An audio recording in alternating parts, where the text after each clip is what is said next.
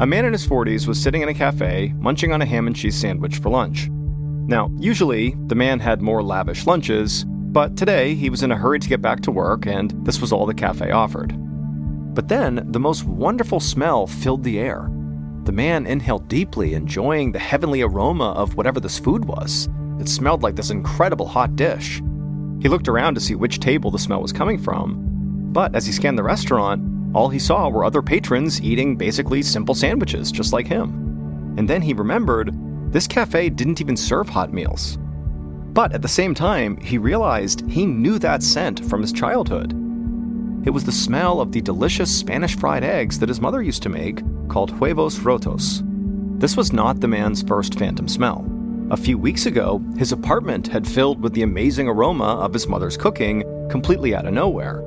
But now, in this cafe, just like that time in his apartment, the sweet smell suddenly turned sour. The man could taste something metallic in his mouth, and the foul odor of sour milk lingered in the air, making him gag. And so suddenly, a wave of panic crept over the man. He didn't know why he kept smelling things that weren't there.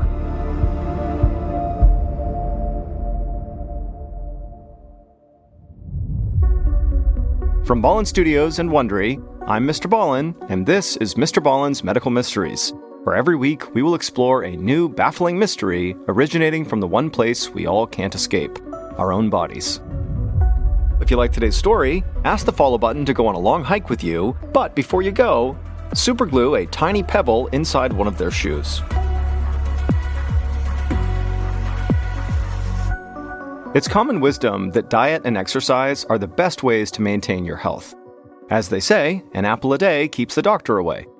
But sometimes, no matter how fanatical you are about counting calories and getting daily exercise, there's just nothing you can do to keep certain illnesses at bay.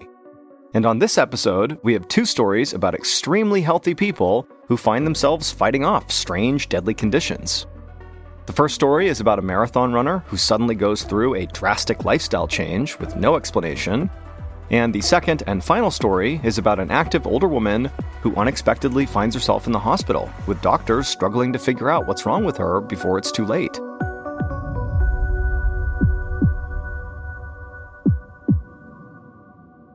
And now, here's our first story called No Reservations. On a sunny morning in 1993, 42-year-old Roberto Nunez was on his daily run through his hometown of Granada, Spain. And as usual, along this route, he ran past delivery trucks parked outside of restaurants, and kitchen workers carried crates of food from these trucks into the back of the restaurants to prepare for the day's meals. Now, Roberto had never really paid these restaurants much attention. He was an athlete, and to him, food was just fuel, not some delicacy. But that morning, right after passing by the restaurant and smelling the smells of the food, he happened to run past a local bookshop, and for whatever reason, something in that bookshop caught his eye. It was a fine dining cookbook, beautifully displayed in the front window. And for some reason, Roberto stopped his run and just stared at this cookbook. Something about the meal on the cover just looked irresistible. He was so drawn to it, he could almost taste the food in his mouth. Moments later, Roberto found himself inside the bookstore, asking for a copy of that book. As the shopkeeper went to go get a copy of this book, Roberto wandered toward the culinary section of the store and began flipping through the other cookbooks. And by the time the shopkeeper returned, Roberto had a whole pile of them in his arms. When Roberto left the bookshop, he couldn't run anymore because of how heavy all these books were he'd just bought, and so he walked his way home. And then when he got home, he lined up all of his beautiful new cookbooks on his kitchen counter and just stared for a second, marveling at all the food on the covers. Then he went to his refrigerator to grab a container of yogurt, his usual breakfast. But now, as he stared down at the cup of plain, unflavored goop, his tongue seemed to recoil inside of his mouth. He felt like he could almost taste the plastic container and metal spoon before he even took a bite. Suddenly, Roberto's everyday breakfast seemed totally unappealing. And so for the first time in his entire adult life, Roberto decided to take himself out for breakfast. He walked to the nearest open cafe and read their extensive menu, and all the items sounded delicious. Unable to choose, he just asked the server to bring him the most popular dish and one of every side dish on the menu. 20 minutes later, Roberto's little cafe table was so full of plates, he could barely find a spot to set down his espresso mug. Roberto stuck his fork into a potato omelet seasoned with chives and garlic. He took a bite, and it felt like his tongue was exploding with pleasure. He'd had all these foods before, but they had never triggered a response like this. He felt a rush of joy as he leaned over his cafe table and devoured every bit of food his stomach could fit. A few weeks later, Roberto was pacing in his kitchen on the phone, making reservations at one of the most exclusive restaurants in Granada. For the past couple of weeks, he and his wife had been eating out for almost every meal. Roberto didn't know what had come over him. He'd never been a food person, but now he was spending nearly all his time researching the best restaurants in Granada and then making plans to dine at each of them. Meanwhile, his running shoes sat abandoned in his closet. In fact, he hadn't gone running even once this week. Roberto was a marathon runner, but his heart just was not in running anymore.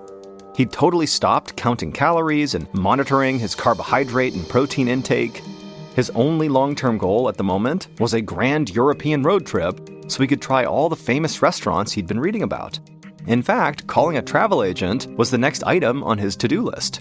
He intended to eat at every single Michelin-rated restaurant in the entire world.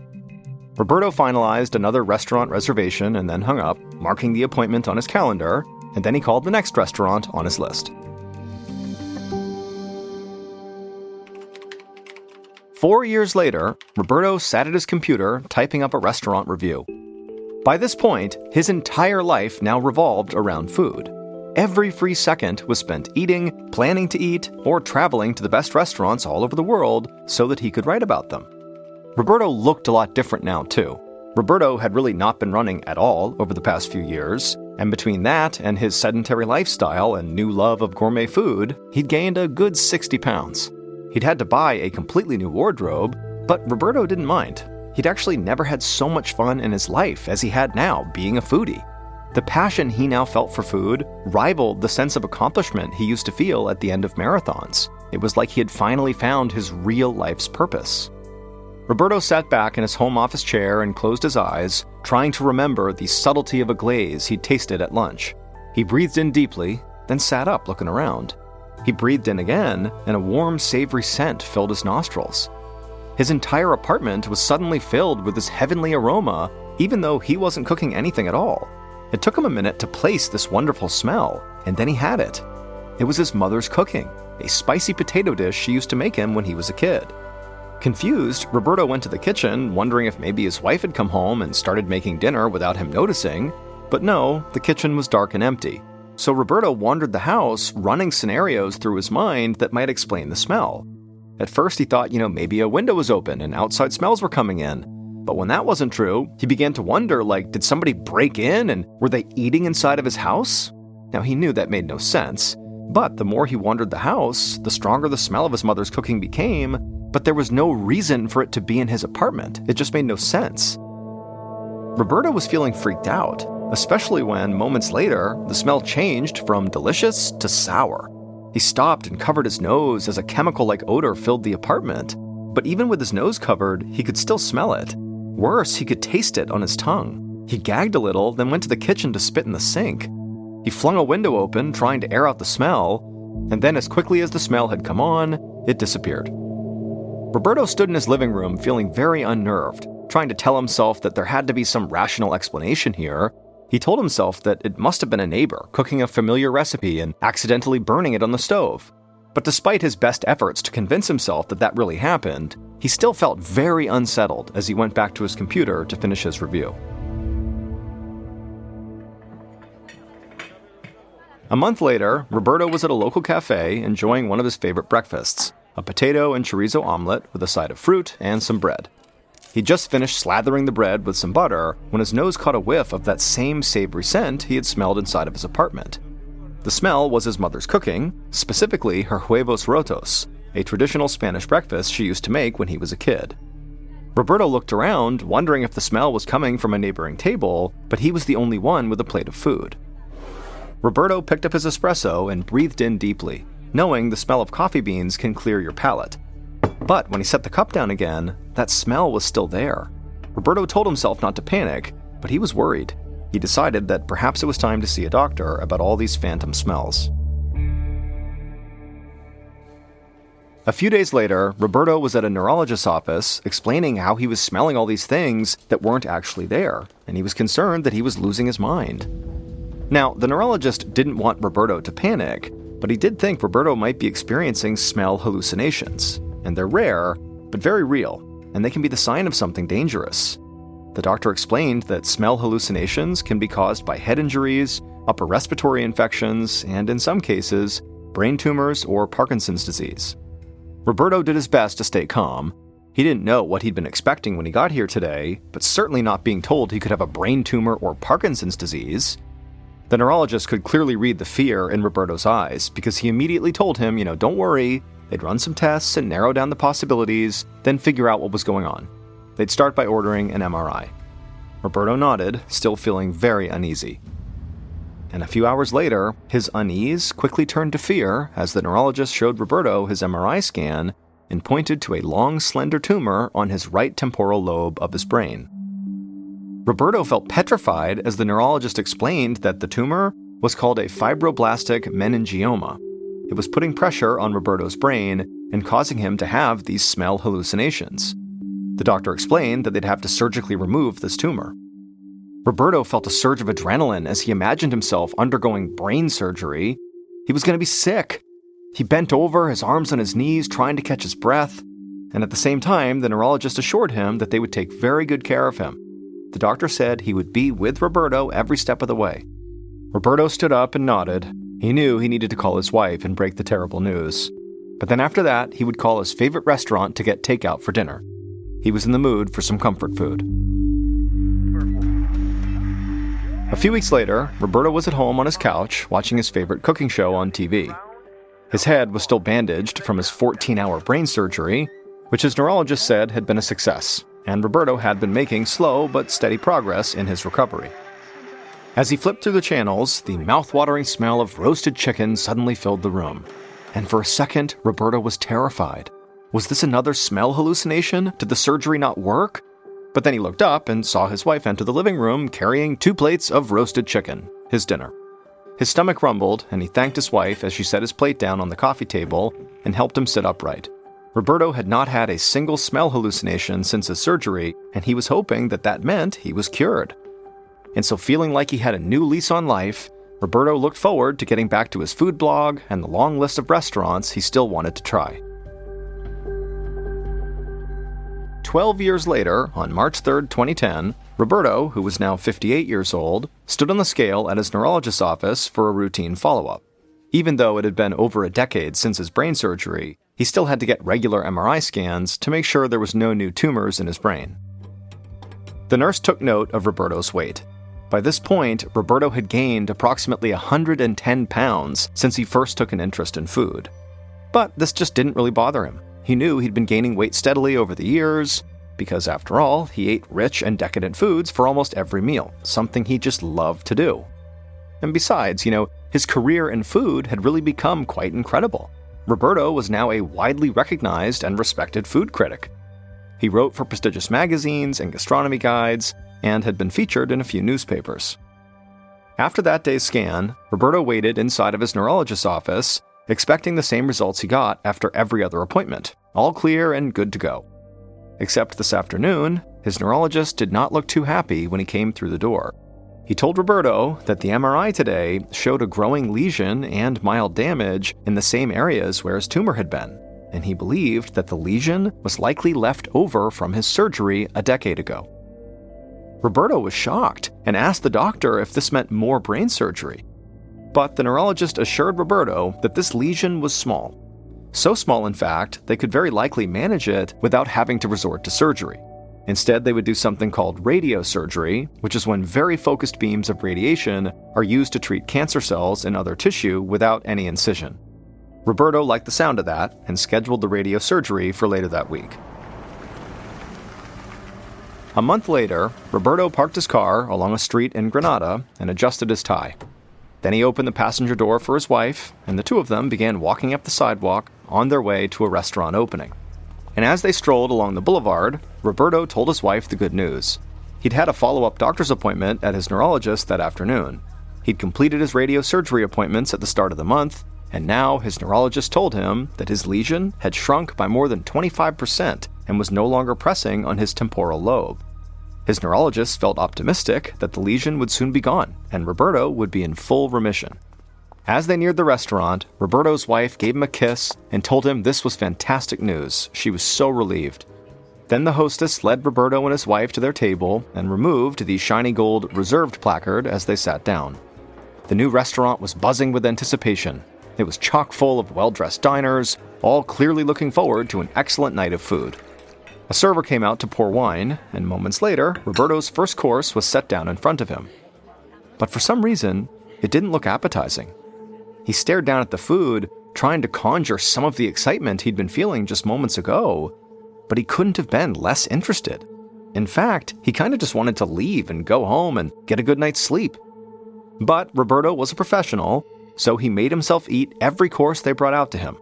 However, later that night, when he was working on the review, Roberto had to admit that his heart just wasn't in it. And so for the first time in more than 15 years, food just didn't really interest him. And the next time Roberto saw his neurologist, he learned why.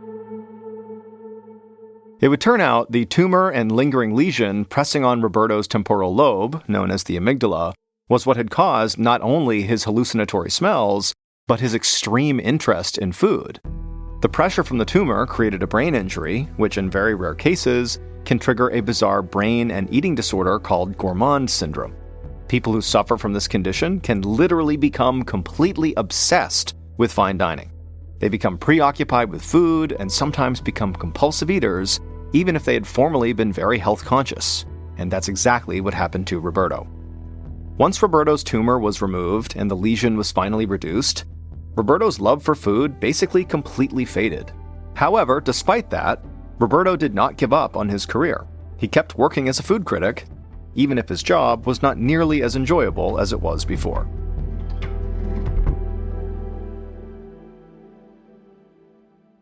Hey, it's MrBallen. I'm excited to tell you about something special. For the first time, my show, MrBallen's Medical Mysteries, has joined forces with Redacted, Declassified Mysteries with Luke LaManna, to tell a story so complex it required our combined storytelling styles. This special episode is called A Redacted Medical Mystery. In it, unexplained symptoms after a routine surgery quickly unravel into something much darker, leading straight to classified government operations hidden for decades. To listen and uncover the truth alongside us, head to either the MrBallen's Medical Mysteries or Redacted show pages right now. Or search for A Redacted Medical Mystery in the Wondery app or wherever you get your podcasts. If you're fascinated by unexplained medical stories, well, stick around on Medical Mysteries. Every week, we dive deep into cases that will leave you questioning everything you know about the human body. And if government conspiracies are more your style, Redacted is your go-to for stories that unravel secrets never meant to see the light of day. Remember, you can listen to both shows early and ad-free by joining Wondery Plus. Hey listeners, big news for true crime lovers.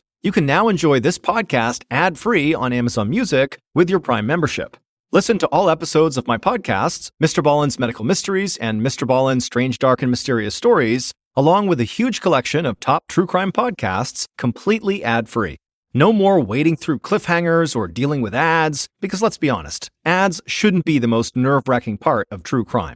To start your ad-free listening journey, download the Amazon Music app for free or head to amazon.com/ballen.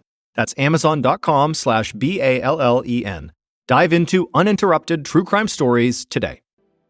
And now, here is our second and final story of today's episode, called The Bitter End. One morning in 2022, a 64-year-old woman named Beth shuffled into her kitchen in Ontario, Canada. It was early, and so Beth was still wearing her pajamas. She opened up her kitchen window to let fresh air blow inside, and as she did, she took in a deep breath and smiled. Beth always reminded herself not to take life's small pleasures, like a cool summer breeze, for granted. She grabbed a loaf of whole wheat bread off the counter and put 2 slices in the toaster. Then she opened her fridge and pulled out a container of green juice and a couple of organic eggs. Beth was extremely health and diet conscious and usually had this same breakfast every morning. She drank 2 glasses of juice while her toast cooked, and she scrambled her eggs. Then she sat at the kitchen table to eat. When she finished, she put her dishes in the sink and walked back to her room to get dressed for her morning jog. But as she was trying to decide what shirt to wear, Beth felt this dull pain in her lower abdomen, At first, she was able to ignore it, but then the pain got sharper and Beth suddenly was clutching her stomach.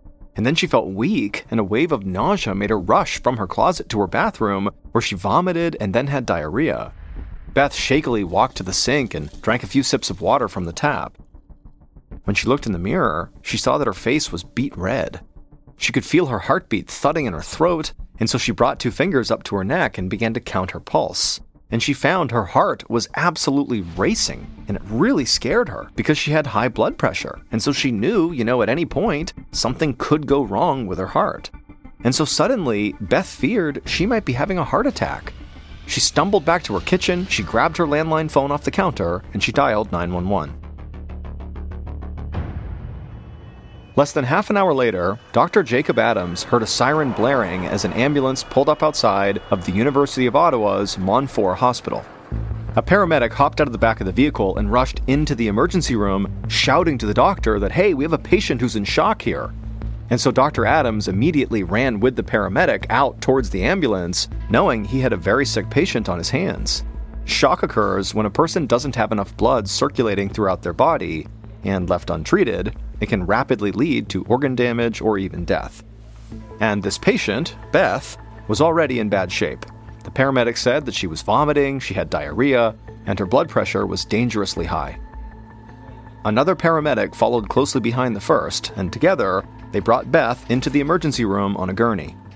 Dr. Adams saw how pale and confused she looked, and knew there was no time to waste. He directed the EMT to wheel Beth into the nearest exam room, while the other paramedic briefed him on Beth's medical history.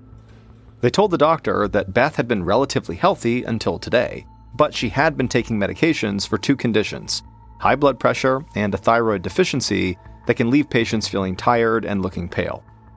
Otherwise, she was taking no other drugs. She didn't even take vitamins or over-the-counter supplements. The paramedic said Beth had deteriorated right before their eyes.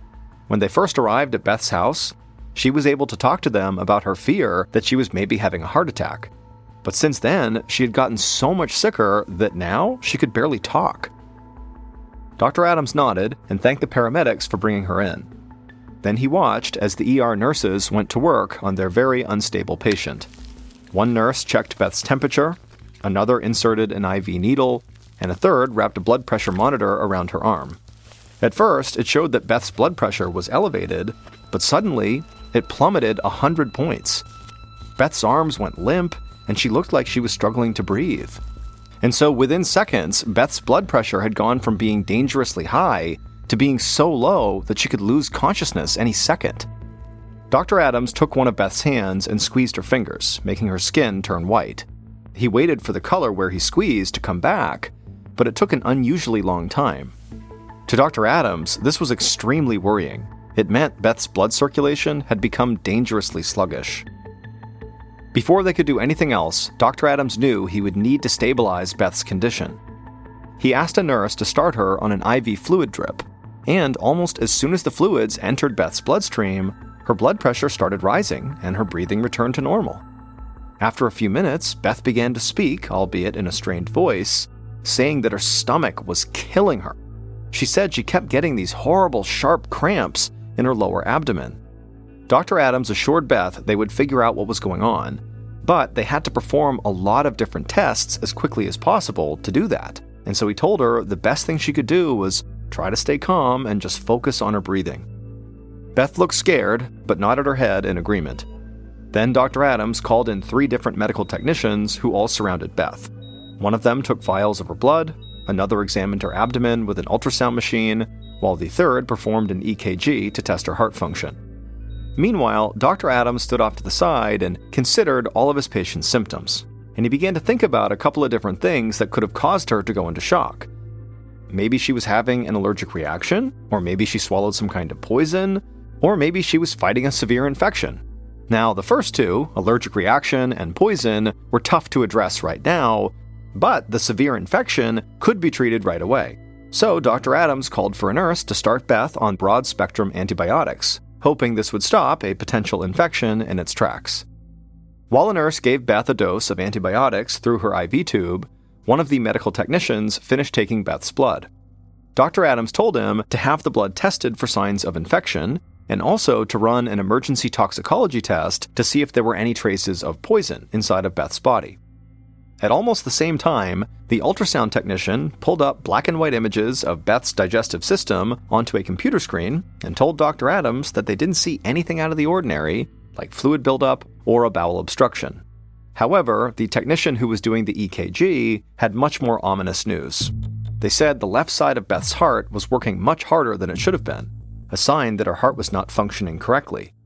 It could mean that the right side of her heart was failing, and so as a result, the left side was trying to make up for it, which Dr. Adams knew could easily put Beth's life in danger. But, alarming as the EKG results were, they didn't help Dr. Adams determine what was actually causing Beth's intense distress. He needed to get a better understanding of how all of her internal organs were functioning. So he decided to bring her into the radiology department for a CT scan, which would take pictures of the inside of her body. The scan only took about 15 minutes, but it revealed that Beth's problems went beyond her heart. Dr. Adams saw that her small intestine showed signs of inflammation or even a possible obstruction. Though the earlier ultrasound of her abdomen had looked normal, the doctor no longer believed that was accurate. He could tell from the more detailed CT scan that something was wrong after all. And suddenly, Dr. Adams had an alarming thought. Maybe Beth was bleeding internally inside of her digestive system. Severe internal bleeding could explain a lot of Beth's symptoms, including nausea, vomiting, diarrhea, and her sudden drop in blood pressure. But this would be a terrifying diagnosis. If Dr. Adams didn't locate and stop the bleeding right away, Beth could bleed to death. A few minutes later, Dr. Adams received the results of Beth's blood work. Her toxicology report came back normal, meaning technicians had not found any poison in her system, but on the other hand, the results showed she did have elevated levels of a protein found in red blood cells, which did seem to indicate she did have internal bleeding. And just as the doctor set her test results aside, Beth's blood pressure suddenly plummeted again. She went pale and her breathing became labored. Dr. Adams looked up and noticed her IV fluid bag was empty, so he quickly replaced it with a full one, and as soon as the fluids flowed into her system, just like the last time, her blood pressure immediately stabilized. But to Dr. Adams, this was not a good sign. If Beth was rapidly bleeding internally, IV fluids would keep her going for a while, but eventually it would not be enough, and so she needed a blood transfusion as quickly as possible. And at this point, Beth looked sicker than ever. She groaned in pain and then leaned over the side of her hospital bed and vomited up blood.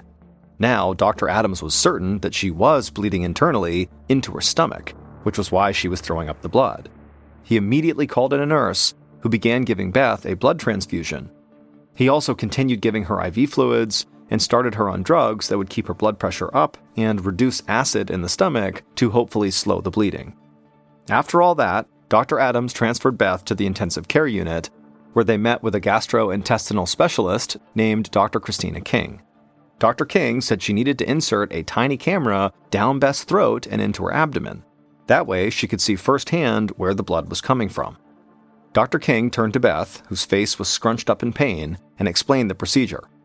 Beth would be put under light anesthesia for about 30 minutes, and during that time, Dr. King would insert a tube with the camera on one end into Beth's esophagus and down into her stomach. Beth looked uneasy, but she was so sick that a tube going down her throat seemed like a small price to pay for some answers. She said okay, and the doctors got to work prepping her for the procedure. About 15 minutes later, Beth had been put under anesthesia and was lying on her side on a bed in her ICU room. Dr. King stood beside her and carefully inserted the long, thin tube down her throat. Dr. King could see the inside of Beth's esophagus on a screen right beside her bed. Dr. King moved the tube further down Beth's digestive system, and as soon as the camera entered Beth's stomach, Dr. King saw that her stomach lining was swollen, red, and bleeding. The bleeding was not severe, but the doctor knew that was only thanks to the drugs that Dr. Adams had given Beth. Later that afternoon, Dr. King sat in the ICU with Beth, who was still sedated from her procedure.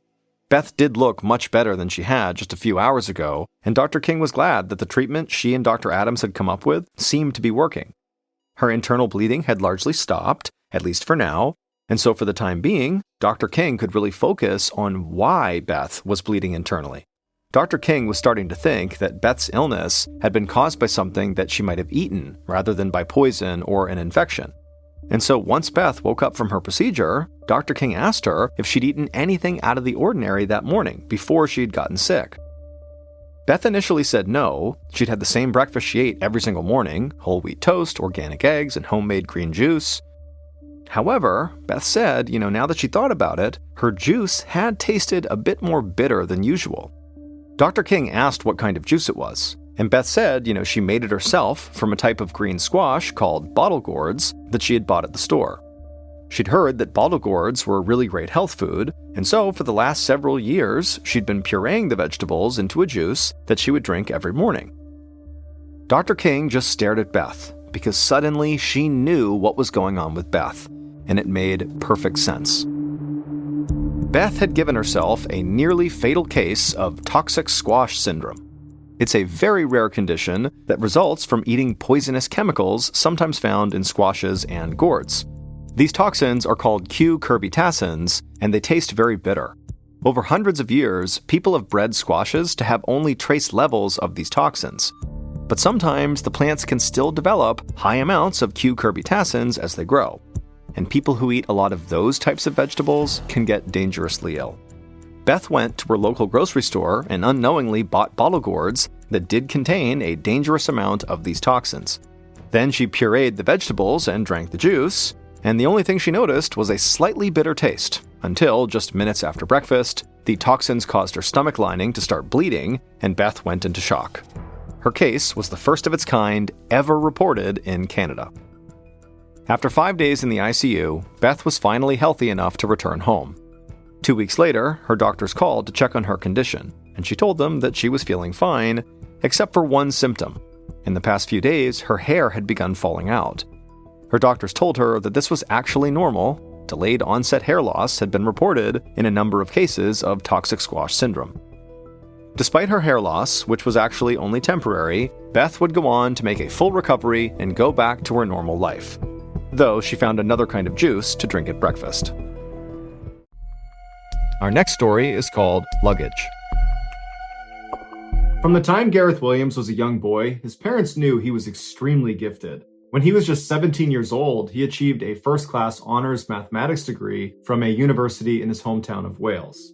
A couple of years after that, he had his PhD from the University of Manchester in England. And after that, he was accepted into a postgraduate course at one of the most prestigious universities in the world, Cambridge. But he wouldn't finish that degree because his incredible academic achievements had got the attention of Britain's intelligence agencies, and they began recruiting him. In 2001, when Gareth was 23, Britain's communication headquarters, commonly known as GCHQ, which is one of Britain's main intelligence agencies, offered him a job as a codebreaker. He eagerly accepted the job, dropped out of Cambridge, and then moved into a modest apartment in Cheltenham, which is the resort town about 88 miles away from London where GCHQ is located. And there he would live and work for the next 10 years.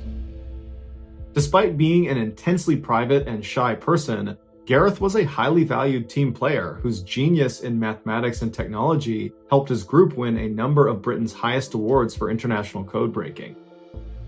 In 2009, one of Britain's other main intelligence agencies, the famous Secret Intelligence Service, or MI6 for short, they were so impressed with Gareth that they offered him a job to come over and work for them. This was a very rare chance for Gareth to go operational and become a spy in the kind of Hollywood sense of the word. He would effectively become a real-life James Bond, and so he jumped at the chance. But shortly after taking the job and moving to London, he regretted his decision. He hated the intense competitiveness within MI6, the flashy cars and flashy lifestyles, and the pressure to go out and party with your coworkers every weekend. Gareth just wanted to do his job and then be left alone. At GCHQ, nobody cared he felt that way. But at MI6, this behavior made him an outsider. Before he left MI6, he took his annual 2-week vacation. But when the vacation was over, he didn't come back to work at his office in London. And for some reason, MI6 never checked in on him to see where he was. It wasn't until his sister called police after not hearing from him that anybody looked into his disappearance. On August 23rd, a uniformed officer went to Gareth's apartment in London to do a welfare check. After knocking on the door and not getting an answer from Gareth, the officer got the key to the apartment from the landlord and went inside. He yelled out for Gareth. There was no sign of him on the first floor. He went upstairs to see if maybe Gareth was up there. He's yelling for him the whole way as he's going up. He gets to the second floor. There's nobody up there, but there's a closed door. And what he finds on the other side of that closed door would make international headlines for weeks. When he opened the door, he walked into a bathroom, and there was nothing unusual about the bathroom, except in the bathtub there was this big red duffel bag. And inside of that duffel bag was the badly decomposed body of Gareth Williams. The zipper of the bag was padlocked shut on the outside, and the key to this padlock was underneath Gareth's body inside of the bag. There were no fingerprints on the rim or inside the bathtub. There were also no fingerprints on the bag itself, or on the two zippers, or on the padlock, or on the keys. Gareth's iPhone had been found nearby sitting on a table, and it had been factory reset. And later, investigators would determine it had been reset on August 15th, which was the last day Gareth was seen on CCTV footage, and it was also the day that they believe he died.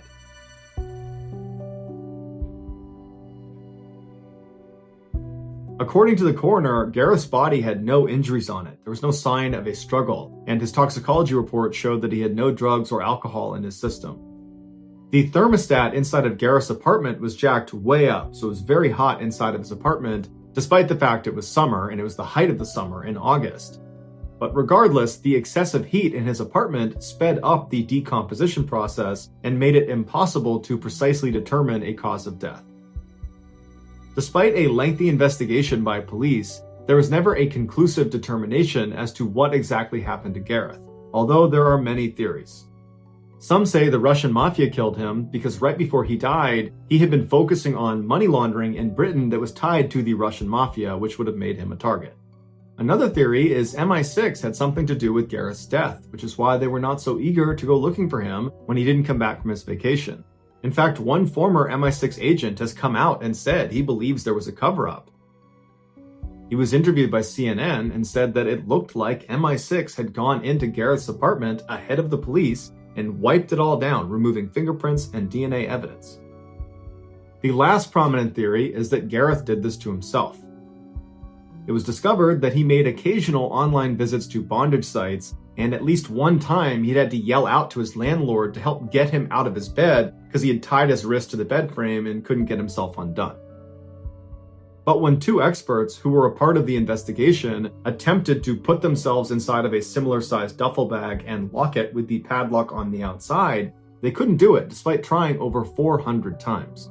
And even if Gareth could have somehow physically got himself inside of this bag and locked it from the outside, how could he have done that without leaving fingerprints all over the bag, all over the lock, the zippers, all over the tub? Because when he was found, he didn't have gloves on. Ultimately, despite the red flags, Gareth's death was determined to be probably an accident and was closed 3 years after his death. Our next story is called Rabbit Hole. On January 1st, 2015, a family in South Yorkshire, England, gathered at a restaurant for their annual New Year's Day lunch. But one member of this family who said they would be attending didn't show up.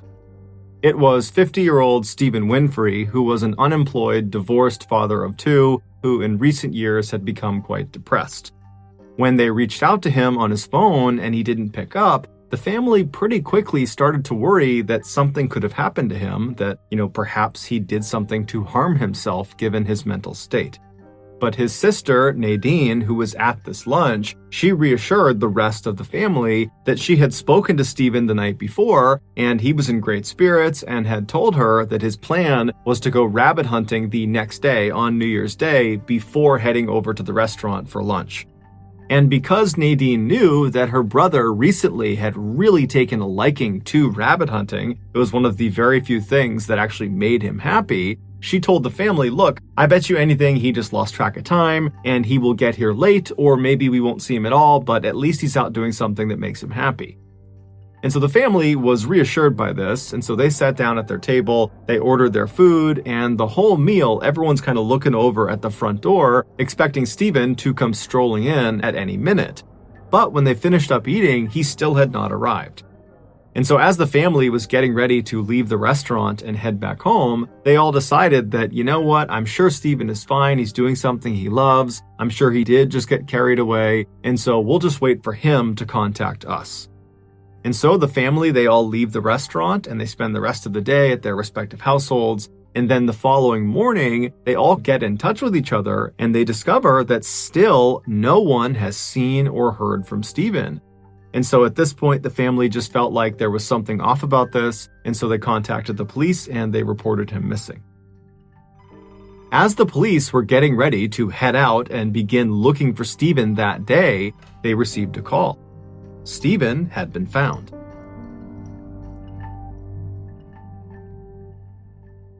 Although the exact details of what happened to Stephen may never be fully understood, this is the best theory that the police have come up with. On New Year's Day, January 1st, the day Stephen was supposed to meet his family for lunch, he had gotten up early and headed out to a nearby forested park to do some rabbit hunting, just like he told his sister he would be. He had gone to the park with his dog and some ferrets. The way Stephen caught rabbits is he would release these ferrets into various rabbit holes, and then he would stand back with his rifle and he would wait for the ferret to run the rabbits out of their holes, out into the open, and then he would raise his rifle and shoot at the rabbits, and then his dog would run over and grab the rabbit and bring it back to him. And so all morning long, he was doing this with relative success, and then something happened to where Stephen decided he needed to actually look inside of one of these rabbit holes. Perhaps one of his ferrets got stuck or one of the rabbits got stuck, but either way, he wanted to look into the opening of one of these rabbit holes. And so he walked over to it, and apparently he couldn't quite see whatever it was he wanted to see. And so he got down on his hands and knees and stuck his head into this rabbit hole opening. Now, these openings to these rabbit holes are pretty narrow, and so once he forced his head inside, it got stuck. He could not pull it out again. And so all around the outside of this hole where his head was stuck, there were these deep divots that his hands had obviously dug once he realized he was stuck, because he was trying to dig the entrance a little bit wider to get his head out. But as he was working really, really hard and laboring to kind of dig this hole out, he was burning up the very limited amount of oxygen that was inside of this hole. And so very quickly, as he was trying to save himself, he would have started to struggle breathing because there just wasn't enough air in this hole. And so when it became clear he was starting to suffocate, he abandoned the approach of trying to dig himself out and began trying to contort his body outside of the hole at really extreme angles to try to pop his head out, even if it meant breaking his neck in the process. But no matter how hard he tried, he just could not get his head out. The following day, January 2nd at 4 p.m., this is after Stephen has been reported missing, a person walking through that forested park, they found Stephen. They saw his body poking out of that hole at a really extreme angle, and so they called the police. The police showed up to the park, and they confirmed that Stephen was dead. He had suffocated. His death was not ruled a suicide. It was determined to be an accident. As for Stephen's dog and his ferrets, they were found near his body, and they were unhurt. One day in March of 2012, a 5-year-old girl named Maria sat on the floor of her kitchen in a city in northeast Brazil, eating an empada and watching her aunt cook some stew. An empada is very similar to the empanada in that it is a pie filled with meat, but the empada is the Brazilian version of that pie. Maria's family was actually known for their cooking, specifically their empadas. In fact, at this very moment, Maria's mother was out selling their famous empadas on street corners and in bars and local restaurants. Now, the family got by okay this way, but despite their notoriety around these empadas, they really wanted more. They wanted their family name to be respected, to be powerful. And so to try to make that happen, Maria's family basically worked 24/7. Not just on making empadas, but basically in looking for ways to kind of grow and expand the family name. In fact, while Maria was sitting on the kitchen floor, she could hear her father in the other room working. And the reason she knew he was working is because periodically she could hear him yell out with excitement. He was basically sitting there coming up with ideas of how he could make the family name even bigger and better. And when he had a good idea, he would shout out and be like, "Oh, I found it!" And in addition to constantly sort of brainstorming for ideas of how to become rich and powerful, Maria's father also was an author, and he was writing a book that he was convinced was going to be another thing that would kind of ratchet their family up the social hierarchy. But because Maria's mother and father and basically everybody in her family were so completely immersed in work all the time, it meant they didn't really pay much attention to her. And so most of the time, Maria was just kind of on her own, usually playing in the kitchen or playing in the backyard. Just then, the front door opened and in walked Maria's mother, and she was grinning ear to ear.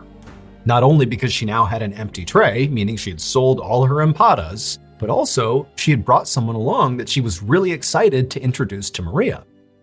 Maria's mom stepped all the way into the kitchen, and right behind her was this young woman. And Maria's mother pointed at this young woman and then gestured for Maria to come over and say hi.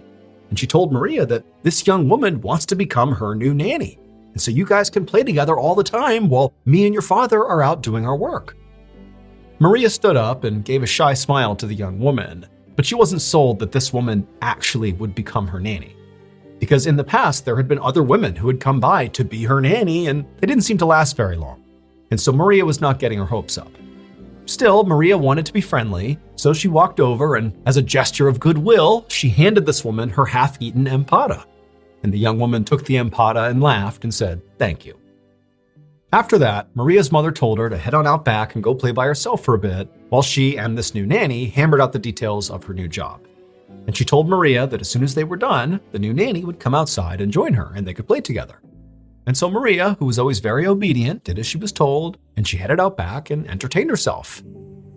And the whole time, as she's just kicking rocks around and pulling grass up and just kind of doing what kids do, she kept looking back at the house, waiting for the nanny to come outside. But she didn't. And after a whole hour had passed by and still this new nanny had not come outside, Maria felt really bored. And so she went inside to go look for her. A month later, Maria was out in her backyard playing by herself like usual when she heard a commotion happening inside of her house. She looked over at the house and couldn't really tell what was going on, and then she heard the sound of her mother and her father and her aunt raising their voices like they were fighting with somebody, and then all of a sudden, these uniformed police officers came charging out the back door towards Maria. One of the officers came right up to her and asked her what her name was, and Maria was so scared, remember she's 5 years old here, that she didn't even know what to say, so she just stood there staring, being totally terrified. She had no idea what was going on. But, as these police officers would soon tell her, it would turn out her entire life was one big, horrific lie. Maria's father, George Silvera, was not actually her father, nor was Maria's mother, Isabel Silvera, her actual mother, nor was her aunt, Bruna Silva, actually her aunt. In reality, those three people were not related to Maria. They were instead members of a cult called the Cartel Sect. And all these three cult members cared about was impressing the members of the cult.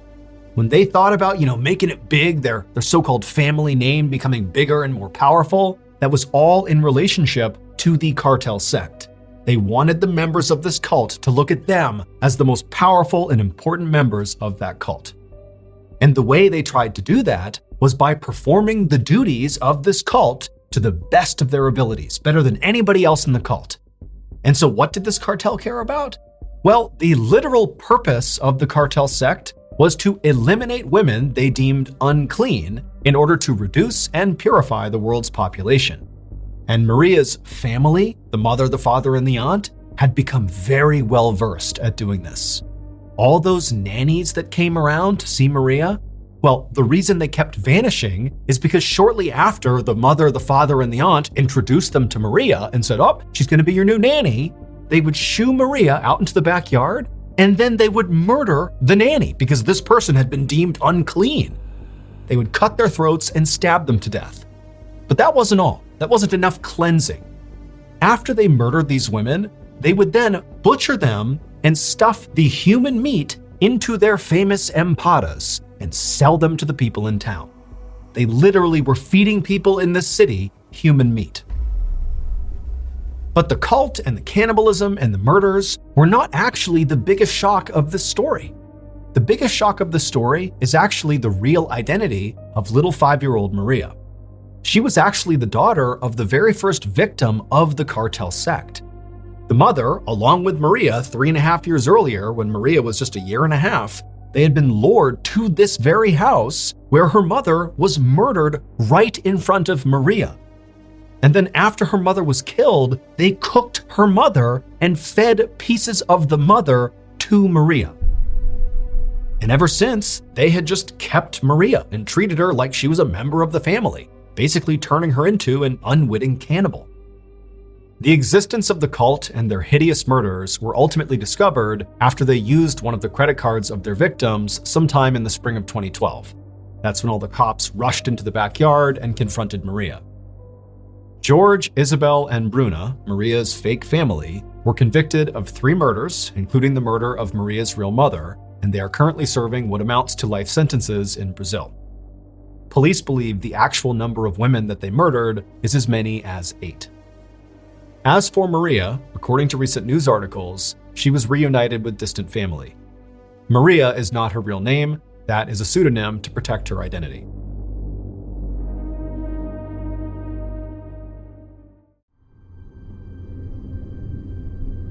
On the afternoon of July 18, 1997, a man was driving down a road surrounded on both sides by trees in a rural part of Wisconsin called Douglas County.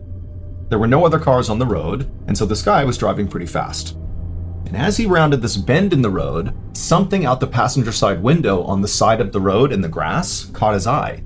He couldn't tell what it was, but it was a pretty big object, and after he drove right past it, he just couldn't stop thinking about it.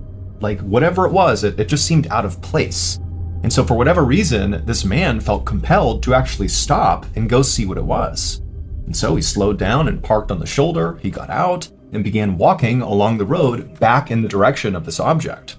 And as he got closer, he began to see this object again in the shoulder of the road, and it was sort of obscured by grass and other things, so he couldn't see what it was. But as he got closer, he saw the object was pretty big, and it was all white. And as he took a few more steps and got within maybe 20 or 30 feet, he finally got a better look at this object, and he just froze. Because the object was a man wearing all white, a white suit, a white belt, white shoes, all white, and he was laying on the side of the road, just totally motionless. And for a second, the driver thought, maybe this guy is sleeping, but after taking only a few more steps and getting a totally unobstructed view at this guy, he saw there was a gaping hole in this man's chest. He was obviously dead. And so the driver turned around, ran back to his car, sped to the nearest house, and called 911. The next morning, a Douglas County detective named Stephen Long was sitting at his desk looking at the photos of the dead man in white. This murder case was less than 24 hours old, but already this was one of the weirder cases that this detective had ever been assigned to. The victim had pretty much immediately been identified because he was carrying on his person his wallet, and in his wallet was his driver's license, and so they knew who he was. But the man in white's identity actually made the whole case more confusing, not less. The dead man was a 45-year-old millionaire named Mark Foster. Mark lived 3 hours away in Minneapolis, Minnesota, and had no discernible ties to Douglas County. And so the detective was thinking, what is this rich guy doing here, dressed head to toe, all in white, getting murdered on the side of some local random back road? But things only got more confusing from there. After the medical examiner did Mark's autopsy, he told Detective Long that he had discovered a note inside of Mark's shoe. And the note just said, "Jack Frazier isn't here, but it's Jimmy Bailey, or a lookalike? I hope I'm okay." Now, nobody, including Detective Long, had any idea what this note meant. It was far too cryptic. But when they ran Jack Frazier and Jimmy Bailey's names through their database, the police discovered that both of those men, 1, existed, and 2, they lived in Minnesota, same as Mark Foster. And so naturally, Detective Long began to suspect that maybe those two men were connected in some way to Mark Foster. Maybe they were involved in his murder, or maybe they were actually his killer or killers. He didn't know, but it was his best lead. So Detective Long decided he would just have to go to Minneapolis to try to find out more. A few hours later, Detective Long parked his car at the Minneapolis police station. He got out and walked inside the building. Waiting for him inside was the local detective who Mark had already spoken to. And so after meeting this detective, the two of them went into an interview room where Mark Foster's wife was waiting for them. And right away, Detective Long noticed that she was very pregnant and at least 15 or 20 years younger than Mark. But despite that, she seemed very composed. It would turn out she had already been told about her husband's death, and she was basically resigned to the fact that she was here to try to answer questions to figure out what happened. And so the detective sat down and they began to interview her. And then when they brought up the note that was found in Mark's shoe, specifically when they said the two names that were on that note, Jack Frazier and Jimmy Bailey, when they said that, it triggered something in Mark Foster's wife. She immediately began to cry. And then in between sobs, she would tell the detectives that she knew who those two men were. She told them that she had previously had relationships with both of them before marrying Mark. And she said after she married Mark, Jack and Jimmy became very jealous. They didn't like the idea that she had chosen Mark over them. And so she had always felt like those two, Jack and Jimmy, sort of had it out for Mark as a result of this romantic rivalry. After the interview with Mark's wife ended, Detective Long began to think that, despite this case appearing on the surface to be very odd and confusing, that perhaps in reality, it was quite simple. Maybe Jimmy and Jack were so jealous of Mark that they killed Mark. I mean, based on what Mark's wife had just told them in the interview about them being romantic rivals of Mark, and also the fact that that note was in Mark's shoe and named those two men, it certainly seemed very possible. But over the next couple of days that Detective Long began digging into this theory, that theory fell apart. Because it would turn out Jack Frazier and Jimmy Bailey had absolutely airtight alibis. They simply couldn't have been the killers.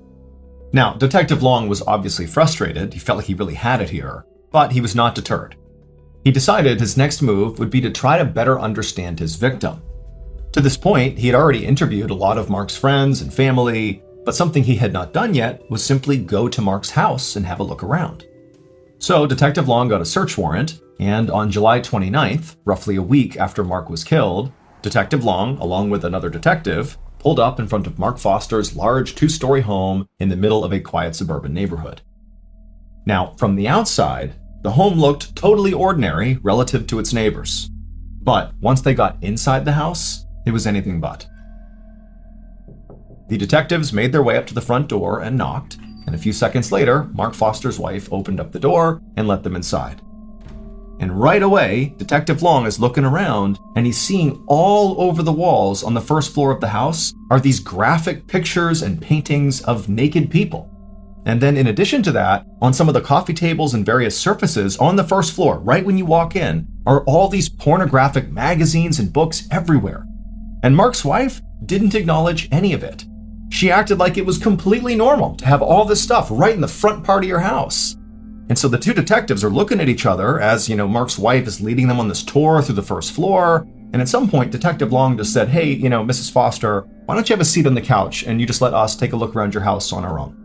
And so she said, okay. She sat down on the couch, and then the two detectives, they left the living room, went back to the front of the house, and made their way upstairs. And once they got upstairs, they found the master suite, and there was all this bondage gear inside. There were leather straps attached to the bedposts, there was whips and handcuffs, there was also additional pornographic material in there. But, considering what the detectives had seen downstairs, this sort of felt on par for this house.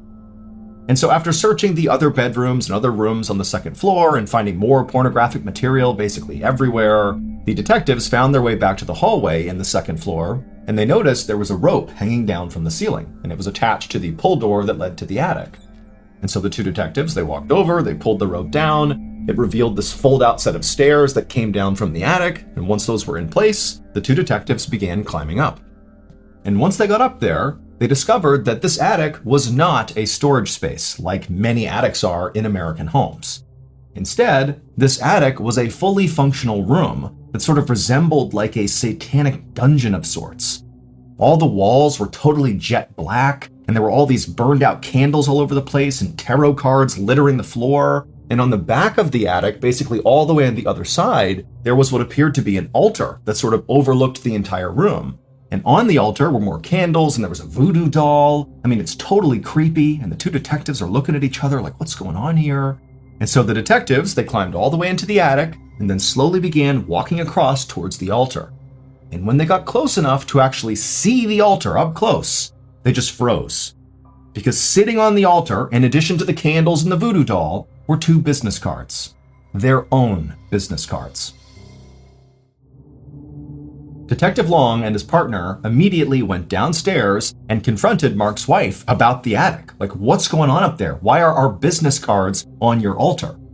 But Mark's wife, the second that attic was mentioned, went silent. She refused to speak about anything to do with the attic. And so after a minute, realizing this conversation was going nowhere, Detective Long and his partner called for backup. And as they waited for backup, the two of them stepped away from Mark's wife and began speculating like, is this a cult? Was Mark a part of a cult that like ran it out of his attic? Like, what's going on here? And are we being targeted by the cult? Is that why our names are on the altar? A few minutes later, backup arrived, and they would do a much more extensive search of the property. But other than finding more pornographic materials and, bondage gear, there really wasn't anything else substantive that connected Mark or his wife to what happened to Mark, or what Mark was even doing in this house. Was he in a cult? They didn't know. And so ultimately, Detective Long and his partner told Mark's wife, who still is being quiet at this point, that she should not leave town because they were going to follow up with her soon. Now, in fairness, Detective Long couldn't tell if Mark's wife was being silent and not talking about what was going on in her house because, she was complicit in some way in what happened to Mark, or if she was maybe being threatened by somebody and she was afraid to talk. They didn't know. But either way, after leaving the property after the search was over, Detective Long and his partner felt like their next move was to try to learn more about cults. They needed a cult expert. And it just so happened there was an occult bookstore very close to Mark's house. And so they decided they would start there. And right away, their decision to go to that bookstore paid dividends, but not how the detectives expected. It would turn out the owner of that bookstore was indeed a cult expert. But much more importantly, and relevant to this case, was that the owner happened to personally know Mark Foster. And he told the detectives that Mark came to his bookstore all the time, and also the owner said he knew a bunch of Mark's friends. And so by the time the detectives left the bookstore, they had learned a little bit about cults, but more importantly, they left with a list of names the owner had given them of known associates of Mark Foster who maybe were involved in whatever was going on in Mark's house. And so maybe they had information about what happened to Mark. The detectives were able to track down everybody on this list very quickly, and they were all young people in their 20s. And in each of the interviews they conducted, each of these young people were very open about being in what they called a religious group that they said Mark was a part of as well. Now, the detectives theorized that this religious group was very likely a cult, like they believed, but they didn't call it a cult, they called it a group. But the detectives didn't let up. They kept pressing these people until eventually a new name surfaced, Greg Freisner. Now, none of these people said Greg was in charge of the cult. Instead, they just sort of said, well, talk to Greg if you want more information about our group. The detectives naturally began to wonder if this Greg person was the cult leader, or maybe he was Mark's killer, or maybe he was both. But regardless, it seemed pretty apparent that they needed to talk to Greg because he might have more information about what happened to Mark. It took a few days, but the detectives were able to track Greg down and they brought him in for an interview. And boy, oh boy, did Greg have a story to tell.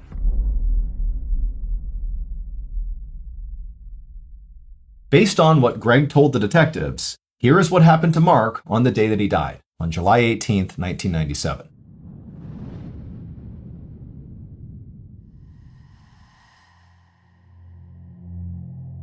On that day, Greg Freisner met Mark Foster at Mark's home.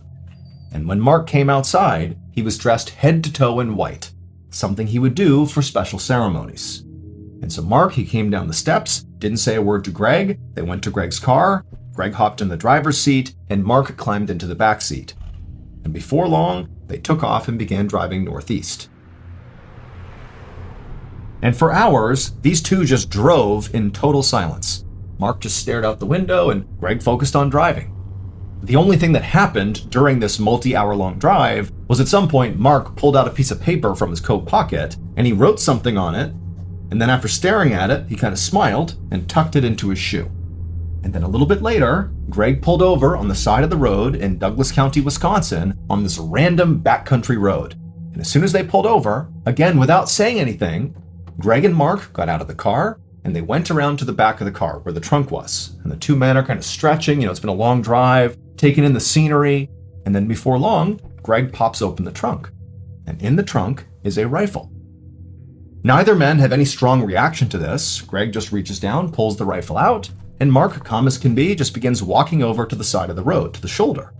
And then once he got to the shoulder, Greg came over and stood right in front of him and just looked intently into Mark's eyes, looking for the signal. And at some point, after Mark kind of composed himself, he nodded at Greg.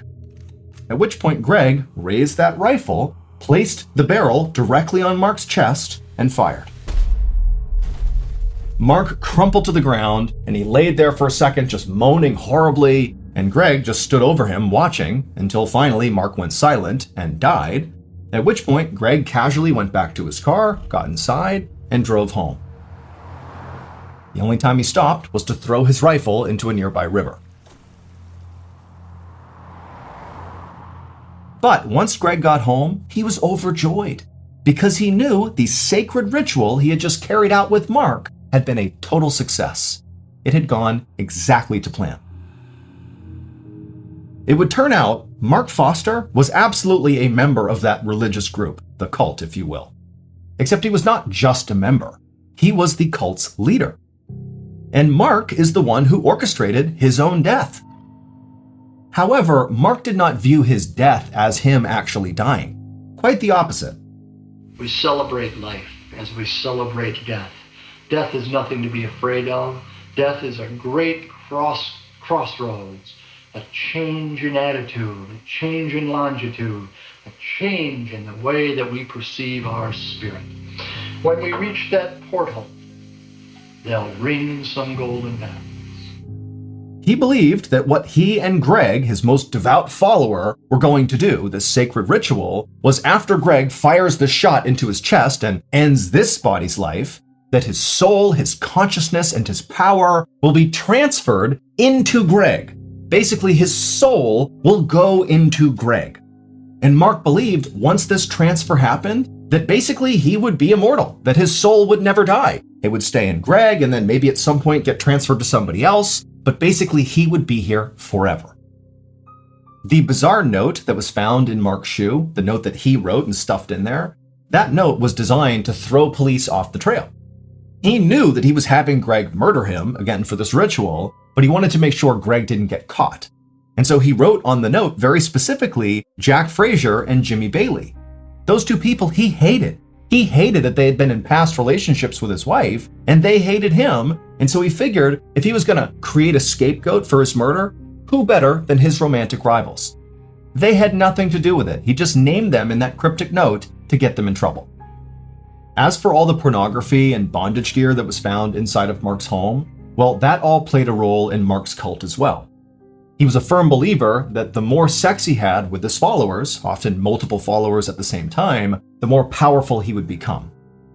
As for the detective's business cards found on the altar up in the attic, those were very likely placed there by followers of Mark, so members of the cult, in an effort to potentially, thwart their efforts to solve the case. They might have believed that by placing those on there and performing various rituals, that somehow would prevent them from solving the case. We don't know for sure. That's the theory around why they were there, but obviously that didn't work. Greg Freisner would ultimately be found guilty for playing a role in Mark's death. He obviously was the triggerman, and so he was sentenced to 10 years in prison. As for Mark's wife, although she definitely knew about the cult and may have been a participant, there was never any evidence that actually connected her to Mark's murder, and so she was never charged with any crime. In 1989, 22-year-old Eloise Lindsay was a fresh college graduate, and she was at a crossroads in her life because even though she just earned her degree, she really didn't know what she wanted to do with her life. And because she was an experienced backpacker, she thought a good way to, kind of get her life together would be to go on a sort of retreat, go out into the woods, go out into nature, and kind of find herself. So she had planned this very detailed 43.3-mile hike along the Appalachian Trail, starting in South Carolina, where the first 7 days of the hike, she would be totally on her own, and then at the 7-day mark, she would meet up with a friend at a particular rendezvous point. Her friend would give her resupplies and would be her companion for the rest of the hike. When Eloise told her parents what her plans were, they were not concerned for her safety because she was an experienced backpacker. She had made trips like this before. And so they said, great, we'll see you when you get back. So on November 4th, Eloise sets out to begin her journey down the Appalachian Trail. And the first couple of days of her hike were great. The weather was beautiful, the scenery was amazing, and she had all this time to just kind of be by herself and look internal and think hard about what she wanted to do with her life. But on the third day, when she woke up, she was sleeping inside of a tent she had camped just off the trail. She woke up and she had this intense sense of dread. She couldn't really place where it was coming from, but she knew something was wrong, and she's kind of doing inventory of her life, like, what did I forget? Is there something that I'm just not thinking about right now? But she kind of pushes it aside mentally and thinks, okay, you know what? I'm just going to pack up my campsite here and get hiking, and I'm bound to, come up with what it is that's making me feel this way. So she gets out of her tent and she begins packing up her campsite, and she's looking out, kind of scanning the tree line, not because she was looking for anything, but just because she happened to be looking out. And she could have sworn that she saw a man standing, 30, 40 feet away behind a tree. And she kind of did a double take and was staring at him. It's, it's broad daylight, it's the morning, and they're near a trail, so it isn't like unbelievable that there might be someone near her at that very moment. But she kind of did a double take and she looked at them again, and this person was gone. And she stood there for a minute, just kind of looking in the direction of where she had seen this guy, wondering, is my mind playing tricks on me? Did I really see someone there? Why aren't they showing themselves again? If there was someone there, they clearly must have just been looking at me. Why aren't they, poking their heads out again to communicate with me in some way? We're out in the middle of nowhere. We should be talking to each other. But the guy never shows himself again. And so as she's standing there wondering what she should do, she isn't ready to yell out to this person because there's part of her that's a little bit nervous about yelling out to some stranger in the middle of the woods. But she starts to get this really intense feeling that she's being watched. And it feels an awful lot like the sense of dread she had while she was in the tent. And she's starting to wonder, are my instincts or is my sixth sense picking up that I'm being watched? Like there's some predator out there looking at me right now? And even though she has no way of knowing if that's actually true, she's alone in the middle of the woods, and even though she's experienced, she can't help but feel really vulnerable. And because this guy is just not showing himself again, she feels a little bit threatened. And so she begins to panic and she starts packing up all of her stuff as quickly as she can, and as soon as she can, she takes off down the trail away from that guy she saw in the woods. As she was walking down this trail, she couldn't help but think someone was right behind her, and she kept turning around to see if this person or whoever it was behind her, and no one was ever there. But this visceral feeling that she was being watched, that sense of dread she had, it just was not going away. And so she started walking faster and faster. Before long, she was running, and she's realizing that she's in a section of the Appalachian Trail that's very remote. She's not near civilization. She's not near her next rendezvous point. And so she's thinking to herself, I need to get off this trail. I need to get to a road. I need to get away from here as soon as I possibly can. And so her options were to continue on this trail for several miles, and it would probably take her until well into the night before she was going to reach civilization, or she could take a shortcut. Because she believed there was a road that was running parallel to her trail, but it was way down the mountain. It would require leaving the trail and basically cutting through the wilderness to get down to this road, but she was pretty confident it was right down there. And because this threat of this person or thing following her was so intense for her, she decided to leave the trail. She couldn't stand the idea of having to spend another night out in the middle of the woods with this person stalking her.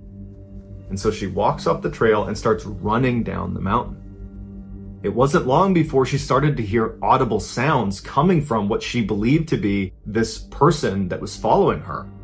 And she would turn around and there'd be no one there. And then she started to walk, trying to listen as she's walking, and she would hear footsteps far away from her, and she'd turn and there'd be nobody there, but she was certain someone was following her, someone was stalking her. And the sounds that were coming out of this person, this animal, whatever it was, they sounded like, a deep male voice, but you couldn't recognize if it was a language of some kind. It just sounded more like a grunt or a yell of some kind. And so her heart rate's elevated, she's panicking, and she's walking as fast as she can. just through the middle of the wilderness, hoping she's walking towards this road. But after walking and running for miles into the middle of nowhere, she has not come to a road. It's now completely dark out, and she knows she's lost. And so she has to set up camp in the middle of nowhere, and she knows somewhere out in the middle of the woods is some person or something that is stalking me. And she's all alone. She has no way to contact anyone. She doesn't have a cell phone. It's 1989. And so she sets up her campsite and she gets in her tent. She zips it up and she lays there hoping she doesn't hear any sounds. And sure enough, within minutes of being inside of that tent, she starts hearing those audible sounds coming from somewhere in the forest. And she hears what sounds like heavy footsteps walking around the perimeter of her campsite. All night long, she hears this. But luckily, they don't come up right to her tent. So there's some separation between her and whatever is making these sounds. And then finally, the sun comes up. She is out of that tent, packs it up, and continues running in the direction she hopes is the road. And of course, all day long, she has that sense that someone is watching her. She's hearing footsteps coming from behind her. She would turn. She doesn't see anything. She would hear that audible grunting sound or that low voice coming from somewhere behind her. But again, she would never see whoever it was or whatever it was that was making the sound. And then again, the sun is starting to set and she has not found the road. She hasn't found a trail. And she's thinking to herself, I can't even backtrack because if I turn around and start walking backwards, I'm bound to run into this very thing I'm trying to escape. And so once again, she sets up her campsite in the middle of nowhere. She gets inside, and as soon as she's laying in her tent, she starts hearing those heavy footsteps somewhere out in the woods, kind of walking around the perimeter of her campsite. She's hearing that low, audible sound that she can't quite place. And at some point, she falls asleep. She gets up the next morning. She jumps out of her tent, packs it up, and starts running, hopefully in the direction that will bring her to civilization. A couple days later, when Eloise was supposed to meet her friend on the trail at the 7-day mark, and they were going to finish the hike together, well, Eloise doesn't show up. But after several hours, when Eloise did not show up, her friend left the trail and contacted authorities and filed a missing person report. And the police would launch this massive search for Eloise along the stretch of the Appalachian Trail where she had said she would be. And for the next 14 days, hundreds of police and volunteers and helicopters are scouring this area, and there's no sign of Eloise. And so after 14 days from the time her friend filed the missing person report, the police had to turn the search off, and they say, look, we can't find her.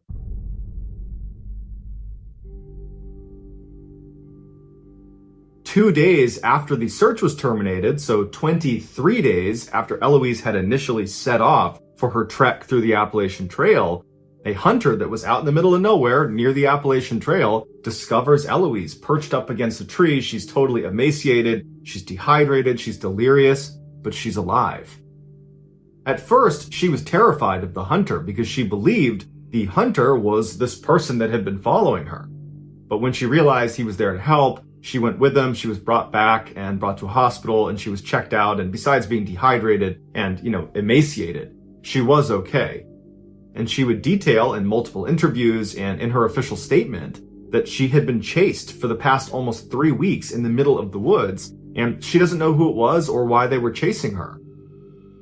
And then interestingly, she said right before she was found, so a couple of days before this hunter finds her, this person, this thing, whatever it was that was following her, got so close to her a couple different times that she was so scared she ditched her backpack that contained all of her life-saving equipment, like her sleeping bag and her tent, and it had some food and water in there. She ditched that so she could be lighter, so she could run faster away from this thing that is chasing her in the woods.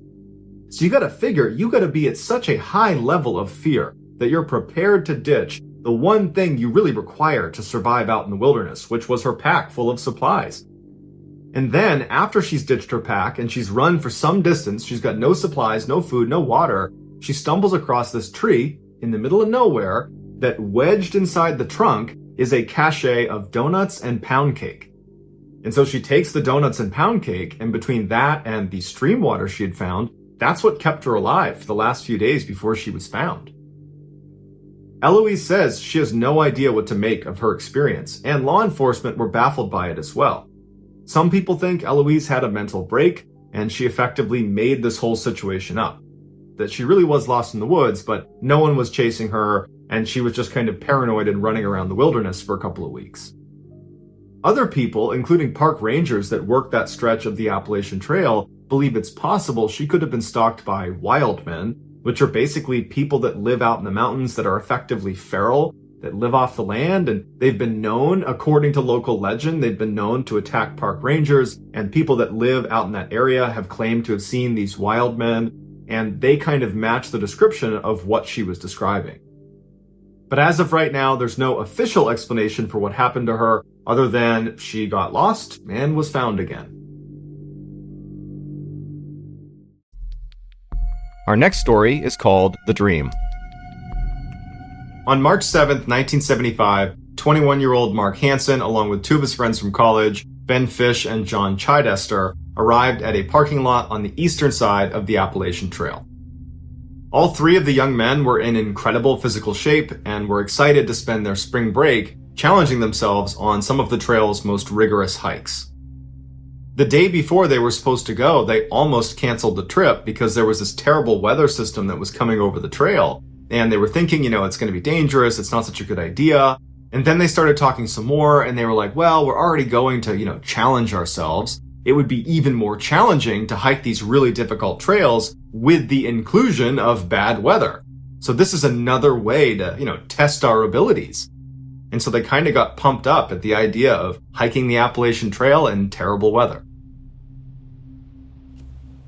So the guys arrive in the parking lot, the windshield wipers are furiously working to keep the pouring rain off. They hop out and they're getting soaked by the rain. They put on their ponchos, they grab their heavy packs, and they make their way over to the trail. Their plan was to move west along the trail until they hit the Tri-Corner Shelter, where they would spend their first night.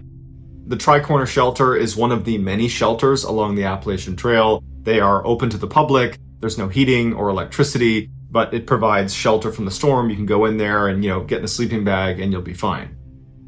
But to get to the Tri-Corner Shelter, they would need to hike 16 miles, almost completely uphill, walking right into the wind, and it's raining on them, and it's supposed to snow later on, so it's just a treacherous first day. But they take off, they start walking up this trail, and after a couple of miles, John says, you know what, guys? This is awful. I think we should probably turn around. I think we've underestimated how bad this is going to be. Let's go back to the car, and we'll do this another time. But Mark and Ben were like, oh no, we are committed. We are doing this. We are not turning around. And John's like, you know what? Suit yourself. I'm not going to do that. And he turned around and he left and he went back to the car and he would pick them up when they were done. After John turned around, Mark and Ben, they felt good. They felt tough. They're going to stick this hike out. And so they take off again and Ben's in the lead. And Ben seems to be handling the poor weather and difficult hike and heavy pack a lot better than Mark is. In fact, over the next several hours, Mark would drift farther and farther back, and Ben would need to wait for him, and Mark would be hunched over, really just struggling with this hike. And then at some point, Mark yells to him and says, I gotta take my pack off. I can't carry this much weight up this hill until we get to the shelter. I'm not gonna make it to the shelter. Then Ben would say to him, if we don't get to the shelter for some reason, you're gonna be stranded out here in this storm without any warm clothes, without your sleeping bag, without your tent, without your food, without your water. It's way too dangerous. You have to keep your pack on. And so finally Mark is convinced and he's like, oh, all right, puts his pack back on and they continue moving. About an hour later at 7 p.m., they had reached the section of the trail where they knew they were getting close-ish to the Tri-Corner Shelter. They were certainly well beyond the halfway point. But it was dark out, the temperature had dropped significantly. At this point, Ben is basically Mark's cheerleader, kind of egging him on to keep moving, and Mark's kind of staggering along this trail, and Ben and Mark are just hoping that shelter just appears at some point here because they don't know how much farther they can go. Another hour and a half goes by. They still haven't made it to the shelter. Mark is groaning. He can barely move. It's pitch black. The rain has now completely shifted over to snow, and it is just dumping snow on them. And Ben is concerned that, somehow did we take a wrong turn, even though they were on a really well-marked trail, and he knew they hadn't. He figured they must be so close at this point. And it was around this time that Mark yells out to Ben, I'm done. I can't go any farther. And he sits down right in the middle of the trail. He's sitting down with his pack, and he's just laying there, and Ben is like, come on, we're so close, you can't sit down now. And Mark's like, I'm not moving. I can't do any more. I'm gonna sleep right here. Ben knows this is a bad idea. I mean, they did have warm clothes and sleeping bags, and they probably would be just fine sleeping out in the middle of the trail, but it just seemed so unnecessarily risky when there's probably a shelter, maybe a couple 100 meters away, and he would turn out to be right. And so he decides he's going to walk ahead on the trail, and he's going to see if the shelter's there, but he only went about 100 meters. He was within maybe 100 meters of the actual shelter, but he never saw it. And so after going ahead and feeling like, man, I don't want to drag Mark any farther, if there's no shelter ahead, for all we know, we took a wrong turn. And so he turns back around and he goes back near Mark, not next to him, but close enough to him that he can see him. And he sits down on the trail too. He gets his sleeping bag out, he crawls inside, and he falls asleep. On the evening of Wednesday, September 24th, 2003, 45-year-old Michael Albert Dohaquez laid down flat on his back on his yoga mat in front of a room full of his students at a yoga studio in downtown Tucson, Arizona. The students all followed Michael's lead, laying down for a pose called Shavasana, which signaled the end of a long workout. Michael loved this final pose because it was all about meditation, and it really helped him get centered for his day. And after a few minutes in this pose, when he sat up and told his students to rise as well, he felt both exhausted and recharged. He got to his feet and smiled at his class as everyone else rolled up their yoga mats and got ready to leave. Although Michael was a machinist by trade and spent his workdays in his shop tinkering with tools and small engines, he was actually a very artistic and kind of zen person. He spent his free time giving music lessons on his guitar, and he also taught 15 different yoga classes every week in various gyms and studios all across Tucson. His genuine enthusiasm about the physical, mental, and spiritual benefits of yoga were very infectious, and it put many of his students at ease around him. In fact, they were so comfortable with him that they called him MAD, which was short for his three initials, Michael Albert Dohaquez. Michael toweled the sweat off his face and looked up at the clock on the wall. It was almost 7 p.m., and his stomach was beginning to rumble. So he asked the class, as they were getting ready to go, if anybody was feeling up to grabbing some food and a few drinks, which was actually a question they were all expecting, because hanging out socially was something that this Wednesday group typically did each week after their workout. One student immediately shouted out that they would, and a few others raised their hands as well. So Michael suggested they all meet at a bar on 4th Avenue, not far from where the yoga studio was located. The students that were going all nodded their heads in agreement, and then all of them, the ones who were going and the ones who were not, all shuffled through the studio's door and outside to the parking lot. But before Michael shut off the studio lights and followed the group outside, he picked up his cell phone and called his girlfriend, Amber Trudell. He'd been seeing her off and on for about a year after first meeting her through his yoga lessons. Recently, things had been a bit rocky between Amber and Michael, but Michael still wanted to invite her out for dinner and drinks. He figured that by having her be a part of a big group setting out at a public place, that would sort of give them a chance to have fun without the opportunity to argue, since if they argued, it would be in front of everyone, so that was a natural deterrent. After a few rings, Amber answered her phone, and Michael told her very enthusiastically about his plans and said that he would love it if she came out with them. But Amber hesitated, and Michael frankly knew why. In addition to the problems they were having in their relationship, Amber was just a very shy person. She preferred private lessons with Michael rather than being a part of a big group where you had all these other people sort of watching you stretch for an hour. But after a few seconds of awkward silence on the line, Amber said that she actually would meet up with Michael and his students at the bar. Michael was thrilled and told Amber he would see her there. Then he ended the call, shut off the lights in the studio, and walked out the door into the parking lot, thinking about Amber. Michael and Amber were opposites, but that didn't really bother Michael. It also didn't bother him when Amber teased him about how he dressed like a hippie with his long hair and beaded necklace and sandals. Michael could take a joke, and above all, he liked to have fun, which in his mind was what he was doing with an attractive woman like Amber, who was actually 17 years younger than he was. Their relationship really was pretty casual, and Michael intended to keep it that way. He'd been married twice already and was a father to 3 kids as well as a grandfather. And at this point in his life, he did not want to be tied down anymore. Amber, on the other hand, she did want to get serious. She kept asking Michael to marry her, and every few weeks, she'd break up with him for saying no. And so Michael knew that their relationship status would likely come up tonight in conversation. But since there were other people going out with them, he figured maybe he could dodge an argument about it. A few minutes later, Michael walked into the bar on 4th Street and found 5 of his students already sitting at a table.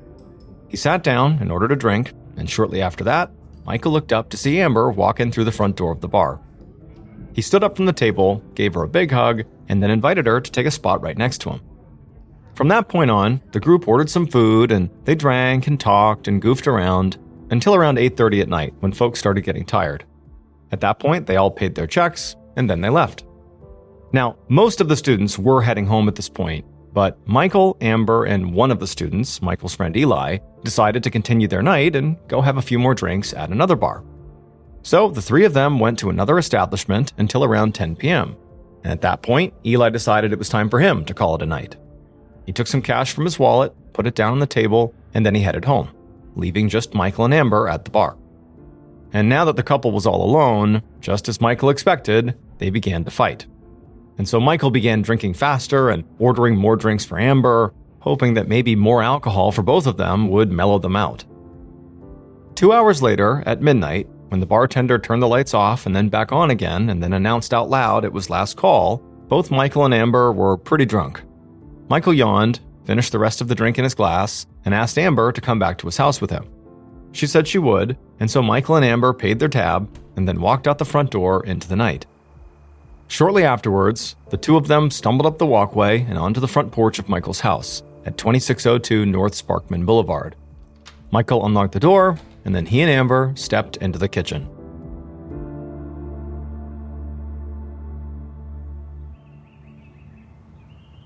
A day and a half later, on Friday, September 26th, at around 6:30 in the morning, a woman was walking her dog along North Sparkman Boulevard in Tucson. The street was in a pretty rough neighborhood where there were lots of burglaries and muggings, and so most people kind of kept to themselves when they were passing through. Usually, the woman walked her dog at a fast pace with her head down, avoiding eye contact with other pedestrians and avoiding looking into other people's properties. However, when the woman passed in front of number 2602, something caught her attention. Just beyond some brush obscuring the front patio, she saw a flash of something light-colored that was obviously not vegetation. She turned her head to look and blinked for a second in confusion, because what she was looking at didn't make sense. It was a person's bare legs in shorts splayed out on the patio. Now, the weather had been excruciatingly hot and muggy and stifling for the last few days, including today, so the woman at first thought that maybe this person up on the porch had passed out from the heat. Now, as soon as she thought that, her first instinct was to walk up and investigate and make sure this person was okay. But since this was not really a safe neighborhood, the idea of just strolling up to some stranger's property seemed kind of risky. But just then, she saw another man walking on the street towards his car, and she called out to him and pointed over at the legs on the patio and asked if he would go see what was the matter. The man looked over at the house and saw what the woman was pointing at and sort of looked puzzled for a second. Then he turned back to the woman and gave a thumbs up, like, "Yep, I'll go check it out." Then the man walked over to the porch. The woman watched as the man walked up to the porch, and right as he got close to the legs, he called out the name Michael. And then the man who was doing this checkup, he began backing up, and then he turned and actually started running back towards the woman, and as he passed her, he just said, "I'm calling 911. Not long after that man called 911, Detective Ben Jimenez of the Tucson Police Department drove down North Sparkman Boulevard in his cruiser. He came to a stop just outside of number 2602, put his cruiser in park, and cut the engine. Around him, he saw other squad cars and ambulances doing the same thing. Jimenez stepped out of his air-conditioned cruiser into the hot, muggy morning air. He took off his suit jacket and tossed it onto the driver's seat, and then shut the door. He rolled up the sleeves of his white dress shirt, loosened his tie, and then walked from the curb up to the porch of the house, until he was standing next to the dead body of a man who was lying face up and wearing yoga pants and a tank top. Jimenez was not the first member of the Tucson PD on the scene, and one of the other officers who was already there told him that the body he was looking at belonged to the home's resident, who was named Michael Dojaquez. The officer told Jimenez that the rest of the property was empty. Michael was their only victim. Jimenez put on a pair of disposable gloves and squatted down next to the body. He could see there was a single bullet wound in the center of Michael's forehead, Around the bullet wound, Jimenez could see a black star-shaped gunpowder burn. There was lots of dried blood on the porch floor around the head, and more blood on Michael's clothes and legs. Jimenez mentioned to the officer to be on the lookout for any shell casings. Then Jimenez put his hand up to Michael's exposed skin and found that it was actually still warm. The fact the body had not gone cold yet suggested that Michael may have been killed only a few hours earlier, probably in the early hours of Friday morning. Jimenez looked at Michael's hands and saw that they were covered in scratches, which told him that Michael very likely must have fought with his attacker. Jimenez stood back up, but just as he was about to walk inside the house, he stopped because he noticed that some guitar and violin cases were haphazardly stacked up outside on the porch. And this struck him as odd, because nobody in this neighborhood would ever store expensive musical equipment outside, or really anything sort of like obviously expensive outside, because it could get stolen. But regardless, Jimenez stepped through the front door and into the kitchen, and as he did, he saw more music gear. This time it was an amplifier and a guitar stand that had been left to the side of the door just inside the house. On the floor near the gear, Jimenez saw broken glass from a shattered window pane. And so already, Jimenez was beginning to develop a theory. He wondered if maybe Michael had interrupted a robbery. Maybe the thief or thieves had been in the process of shuffling the musical equipment out of the house onto the porch, kind of stacking it up near the door as they were doing it, when Michael came out and confronted them. The broken glass in the kitchen suggested that the fight maybe started there, or at least in part happened right there, and then from there, they moved through the door onto the porch where Michael was ultimately shot. And then when Jimenez did a walkthrough of the rest of the property, he found in Michael's workshop that it was perfectly intact and none of the very obviously expensive tools had been taken or moved. And so to Jimenez, this cemented his theory that very likely Michael had interrupted a robbery. And so very likely, at least according to Jimenez's theory, after the robber shot Michael, he figured that they must have panicked and then just taken off without finishing the job. By this point, the crime scene was swarming with members of the forensics unit and also uniformed officers. Jimenez knew it would take hours to process the scene for blood, fingerprints, and other trace evidence, and also officers were already out knocking on doors in the neighborhood looking for witnesses. So Jimenez decided to leave and go talk to detectives in the burglary division to see if they had any similar cases or usual suspects.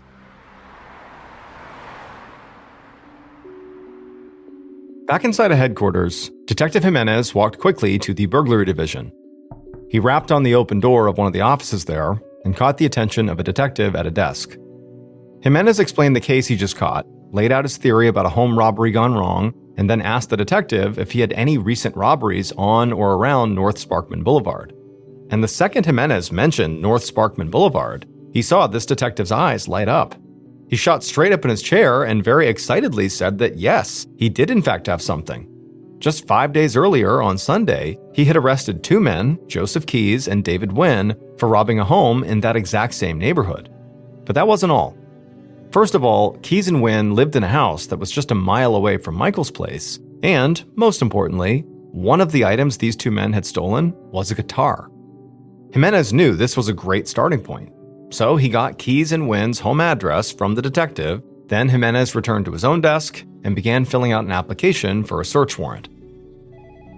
While he waited for a judge to approve his request, Jimenez's phone rang. It was one of the officers who'd been knocking on doors over on North Sparkman Boulevard. The officer told Jimenez that nobody in the area heard any gunshots or any unusual noises coming from Michael's house early on Friday morning. And nobody seemed to have seen Michael at all for a day or two.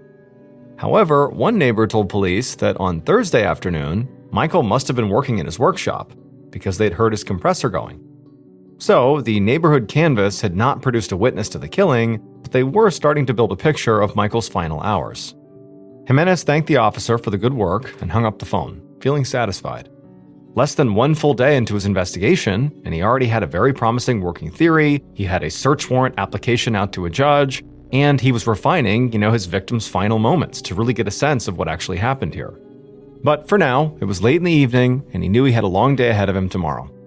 So he shut down his computer and left his office.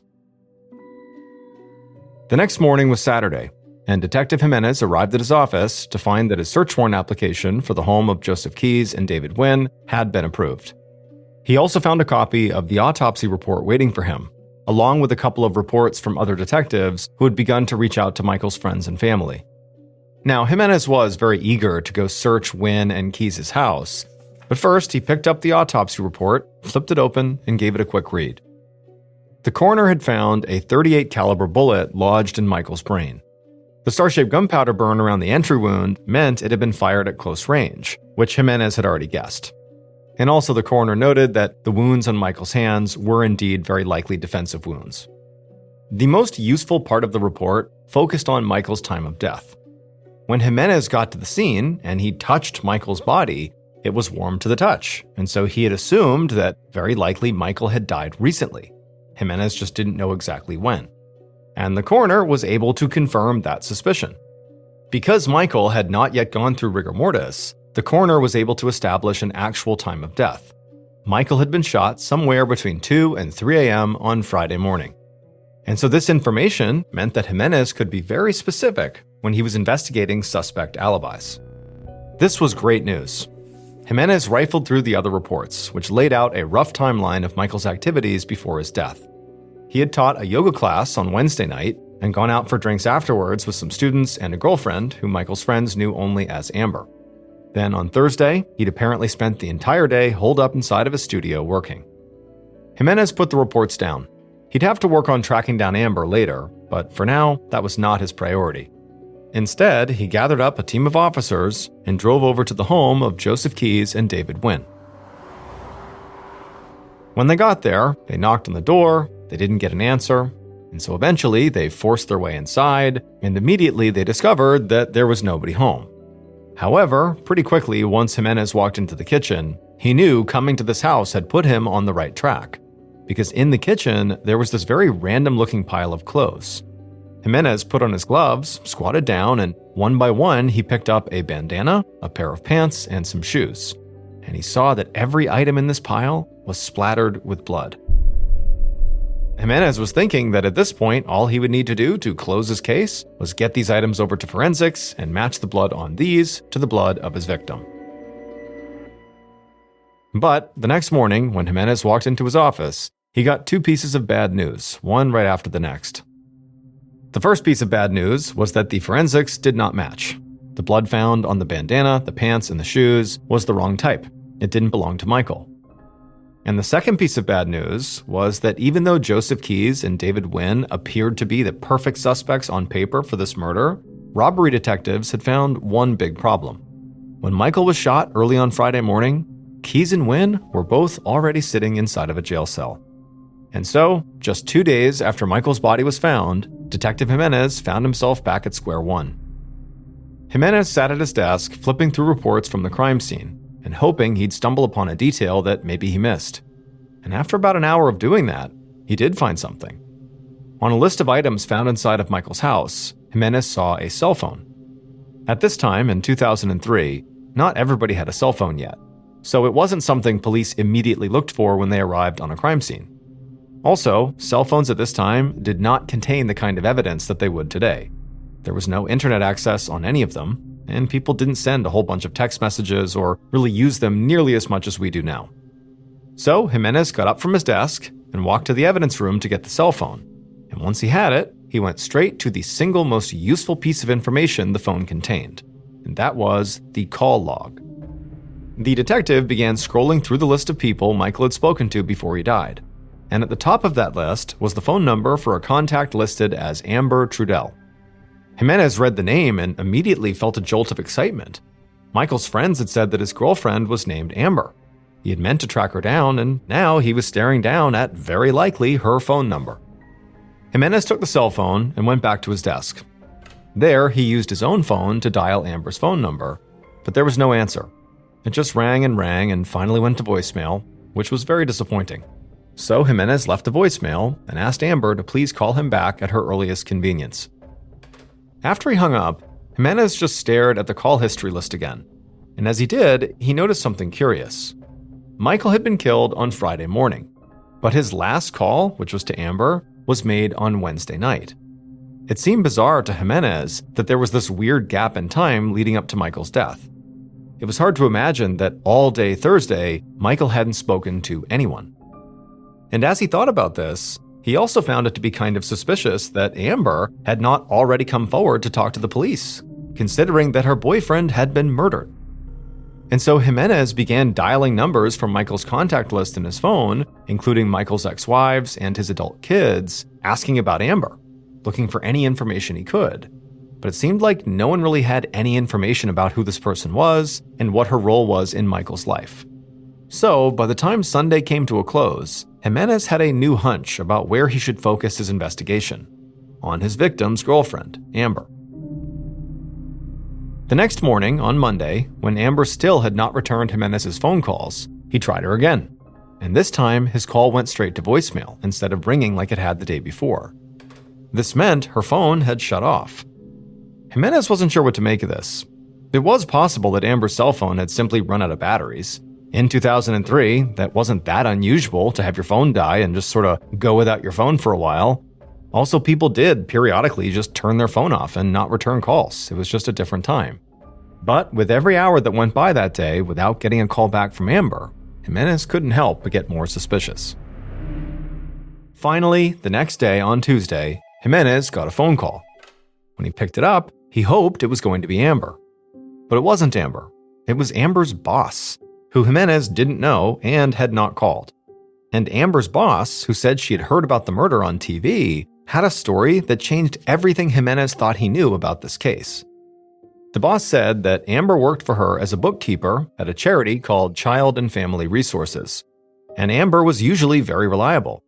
But on Thursday, so a day before the murder, Amber had called out of work for what she said was a family emergency.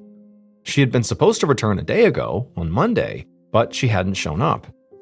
And so Jimenez scribbled all this down, thinking that Amber did seem to make a pretty good suspect after all. But then, Amber's boss said there was one more thing. Amber's relationship with Michael was not a typical boyfriend-girlfriend relationship. It was an affair. Amber was married. Less than an hour later, Detective Jimenez walked into the air-conditioned bagel shop where Amber's boss had said that Amber's husband worked. After he had wrapped up the call with Amber's boss, Jimenez was left with a feeling of whiplash. Until her boss had told him about the husband, he had been viewing Amber as a possible suspect, and a good one. But now he was starting to wonder if maybe she was some kind of a victim.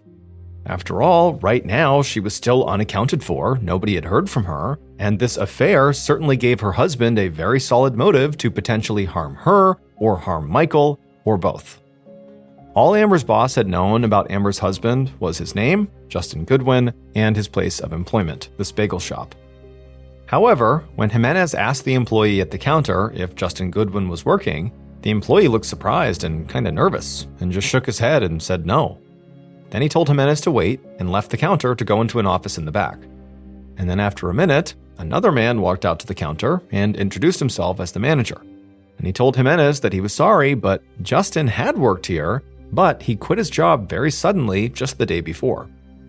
To Jimenez, it was sort of head-spinning how quickly this new theory that Justin could be involved here was picking up steam. So he asked the manager if he knew anything about Justin's wife, Amber. And the manager made a sort of pained expression. He told Jimenez that all he knew was that their relationship seemed very tumultuous.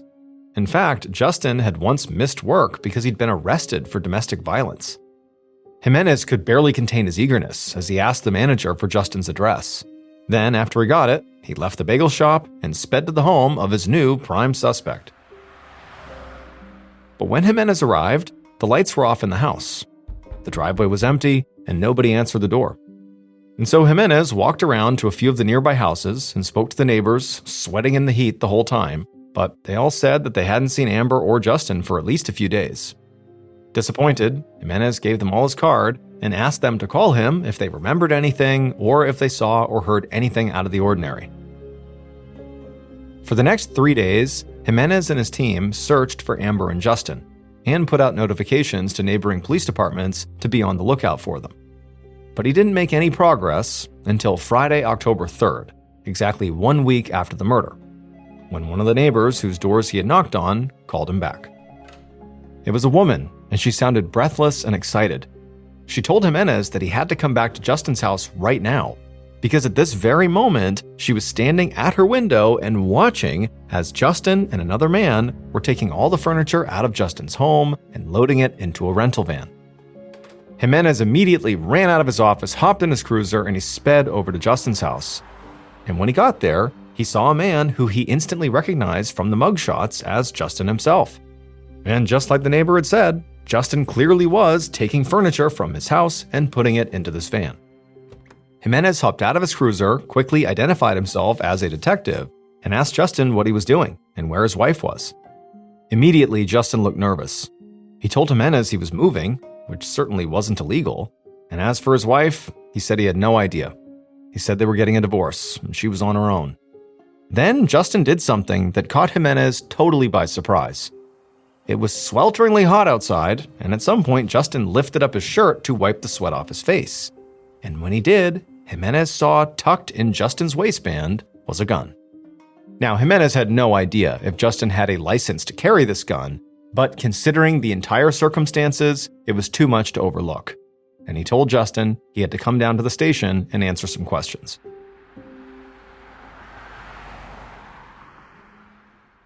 Once they were at the station, Jimenez led Justin into an interview room. At this point, the red flags around Justin were almost comically conspicuous. He had been arrested for domestic violence in the past, his wife was having an affair and now she was missing, and her affair partner had been shot to death. Justin had quit his job and cleaned out the house where he and Amber lived, all while armed with a gun. So when Jimenez sat down at the table inside of this interview room, he felt pretty confident that he had his killer right in front of him. Jimenez handed Justin a bottle of water and then began asking him questions, starting with, did he know a man named Michael Dohaquez? Jimenez watched as Justin took the cap off his water and raised it to his mouth before answering, and he saw that Justin's hand was visibly shaking. After a second, Justin just said no, he didn't know anybody by that name. When Jimenez followed up and said that Michael and Amber were having an affair, Justin denied knowing that too. He said that he and Amber clearly were having problems, they were getting a divorce, but those problems had nothing to do with anybody named Michael. He swore again that he really had no idea where Amber was, and insisted that all of the incriminating facts that seemed to surround him were just a coincidence. Right as Jimenez was starting to get frustrated with Justin, feeling like he was blatantly lying to him, there was a knock on the interview room door. Jimenez turned around to see another officer step inside, holding up Justin's cell phone, which they had confiscated along with Justin's gun when they questioned him. The officer apologized for interrupting, but asked Jimenez if he could please step out of the room and speak to him for a moment. Jimenez got up and left the interview room, and the officer handed him Justin's cell phone. He explained that the whole time Jimenez had been questioning Justin, it had been ringing incessantly, and finally he had just picked it up. The voice on the other end belonged to a woman, and she had hung up as soon as he, the officer, had identified himself as police. However, the officer had traced the phone number and found that it belonged to the Extended Stay America Hotel right there in Tucson. Jimenez could not believe his luck. Whoever that was calling Justin, if he could just catch them before they left that hotel, they might be able to give him some real answers about what Justin had been up to for the past few days. So Jimenez asked the officer to keep an eye on Justin because he was going to go track down this mystery caller. A half an hour later, Jimenez was offering a pleasant but very impatient smile to the employee behind the front desk at the Extended Stay America Hotel. The detective had no way of knowing what room the mystery calls had come from, so the employee was looking it up for him, but it was taking forever. Finally, though, the employee looked up and said he did have a woman staying in the room where the calls came from, and the employee said that woman's name was Amber Trudell.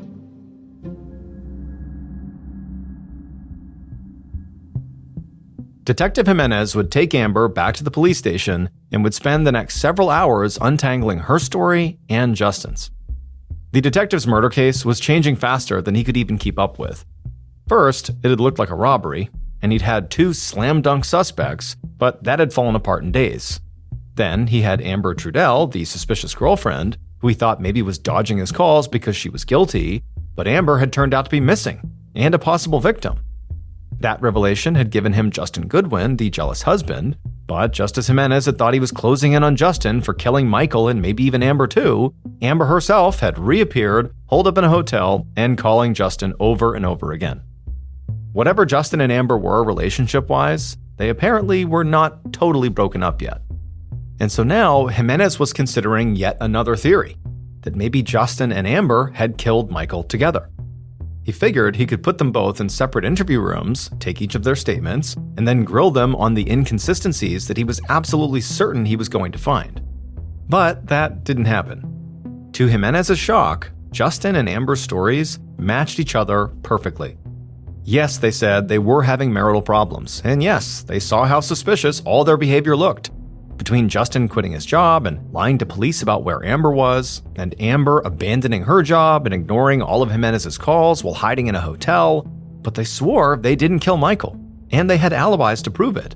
Because on Thursday morning, so almost a full 24 hours before the murder, they had left Tucson, headed 3.5 hours north to a mountain town called Sholo, Arizona, where Justin's mother and stepfather lived. They told Jimenez to call Justin's parents and check for himself. And so Jimenez did just that, not really sure what to expect. He didn't really have high hopes here that they were going to actually be able to confirm their alibi. But it would turn out that Justin's stepfather, he was a retired police detective, and he was very straightforward and specific about the timeline. And even though this kind of poked a hole in his whole case, Jimenez believed him. And so this meant that between the hours of 2 and 3 a.m. on Friday, when Michael was shot to death, Amber and Justin were almost 200 miles away. And not only that, but Justin's gun, that had been such a red flag, was not the same caliber as the murder weapon. And so Jimenez's best suspects were just more dead ends. Jimenez let Amber and Justin leave the police station, and he went back to his desk, where he slumped in his chair and stared miserably at nothing. By now, it was late in the day, and Jimenez had no new ideas. His case was turning out to be much more complicated than he had initially thought, and now nothing was making any sense. And so he figured, what he really needed to do now was just take the weekend and look at the case with fresh eyes on Monday. There had to be something he was missing, some piece of evidence that he was either misinterpreting or missing altogether. He decided he would make one more phone call and then head home. He picked up the phone on his desk and dialed the number for the coroner's office. And like he expected, on a Friday night, nobody picked up. So he left a voicemail asking the coroner to take one more look at all the Michael Dohakwa's evidence. He explained he wasn't totally sure what he was looking for, but something just didn't feel right, and he wanted the coroner to look really closely one more time so that he had sort of a good starting point on Monday. Then Jimenez hung up the phone, picked up his jacket, and headed home. The tip that would break this case wide open came early the following week, but the tip didn't come from the coroner. It was a phone call from someone Detective Jimenez had spoken to already in this investigation, and who he never expected to hear from again. This person said that Jimenez had to come meet with them right now, and Jimenez didn't hesitate, because what this person had to say didn't make sense with the rest of the evidence that the detective had. But the detective no longer trusted all of his evidence. He was sure there was something wrong with his facts, he just wasn't sure what it was, and so maybe this was part of it. Jimenez drove out to meet the person who called him, and the person took him for a walk. They said they wanted to show him a hole that they had found in the dirt. And when Jimenez got to that hole, he stood there panting in the warm air, and he realized that finally, he knew who his murderer was. He just had to figure out how this was possible. And this is where the coroner came in. Because shortly after Jimenez got back to the station, the coroner called to tell Jimenez that he had been right. They had all misinterpreted one very important piece of evidence. The truth had been right in front of them all along. They just hadn't put it together. It was 1:30 in the morning, and Michael had just confronted his killer in the messy kitchen of his home. The killer was enraged, and the two of them were standing near the sink, shouting at each other. At some point, the killer grabbed a glass and threw it at Michael, but Michael managed to dodge it, and the glass hit a window pane near the front door, shattering glass all over the ground. Michael was about to step towards the killer to stop them from throwing anything else at him, but there was something he didn't realize. The killer was hiding a revolver. And suddenly the killer drew their weapon, and when Michael saw it, he rushed forward to try to wrench it out of their hands. They struggled, but Michael couldn't get a hold of the gun, and they wrestled together out the front door, and then the killer fired. Michael fell backwards onto the patio, dead. At this point, the killer looked up and down North Sparkman Boulevard to make sure nobody was around, and when they were sure they were good, they took off running into the warm summer night. It would turn out all of Jimenez's suspects, Joseph Keyes, David Wynn, Justin Goodwin, and Amber Trudell, did have alibis for Friday, September 26th, between 2 and 3 a.m., which was when the police thought Michael had been murdered. But law enforcement was wrong about Michael's time of death. The heat had fooled them. Michael was not shot to death early on Friday morning, September 26th. He was shot to death early on Thursday morning, September 25th. His body was warm when Detective Jimenez reached down to touch his skin because it had been very hot and muggy outside the whole time he was lying there. The coroner thought the body temperature, combined with the flexibility of the body, meant that death had been recent and that rigor mortis had not begun. But in reality, a hot and moist environment can cause rigor mortis to happen more quickly after death and last for a shorter period of time. So in reality, Michael's rigor mortis had already come and gone by the time Jimenez touched his body, and so the reason he was sort of flaccid feeling is because he no longer was in rigor mortis. And so when the coroner had gone back over the evidence at Detective Jimenez's request, he found something he had missed. Michael's body had larvae in its eyes, which was an indication that he had been dead for a lot longer than a few hours. And when police went back to the crime scene, they realized that the compressor the neighbor had heard on Thursday, which caused them to think that Michael was alive and well and working in a shop that day, was actually set to refill automatically. So that noise had not meant anything at all. It did not mean that Michael was in there at work. And so the adjustment of the time of death from Friday to Thursday morning allowed Jimenez to make sense of that final phone call he got from the person he had already spoken to, who called him asking to meet. That person was Justin's stepfather, the retired police officer. The stepfather had been telling the truth about the timing of Justin and Amber's visit, and that had ruled them out as suspects when the belief was Michael had been killed on Friday. But after he had gotten off the phone with Jimenez, the stepfather had followed a hunch out to the back of his property where he discovered a hole in the dirt. And inside that hole was the murder weapon. But the person who hid that gun was not Justin. It was his soon-to-be ex-wife, Amber Trudell. On Friday, October 10th, an arrest warrant and a nationwide alert was issued for Amber, who had fled Tucson. U.S. Marshals arrested Amber at her grandmother's house in New York. During her trial in March of 2005, Amber claimed that Michael sexually assaulted her on the night he was killed, and that he himself was actually the one who pulled the trigger during their struggle, which resulted in him being shot and killed. However, she was still convicted of second-degree murder and was sentenced to 13 years in prison. On October 19, 2016, Amber was released from prison, having served out her entire sentence.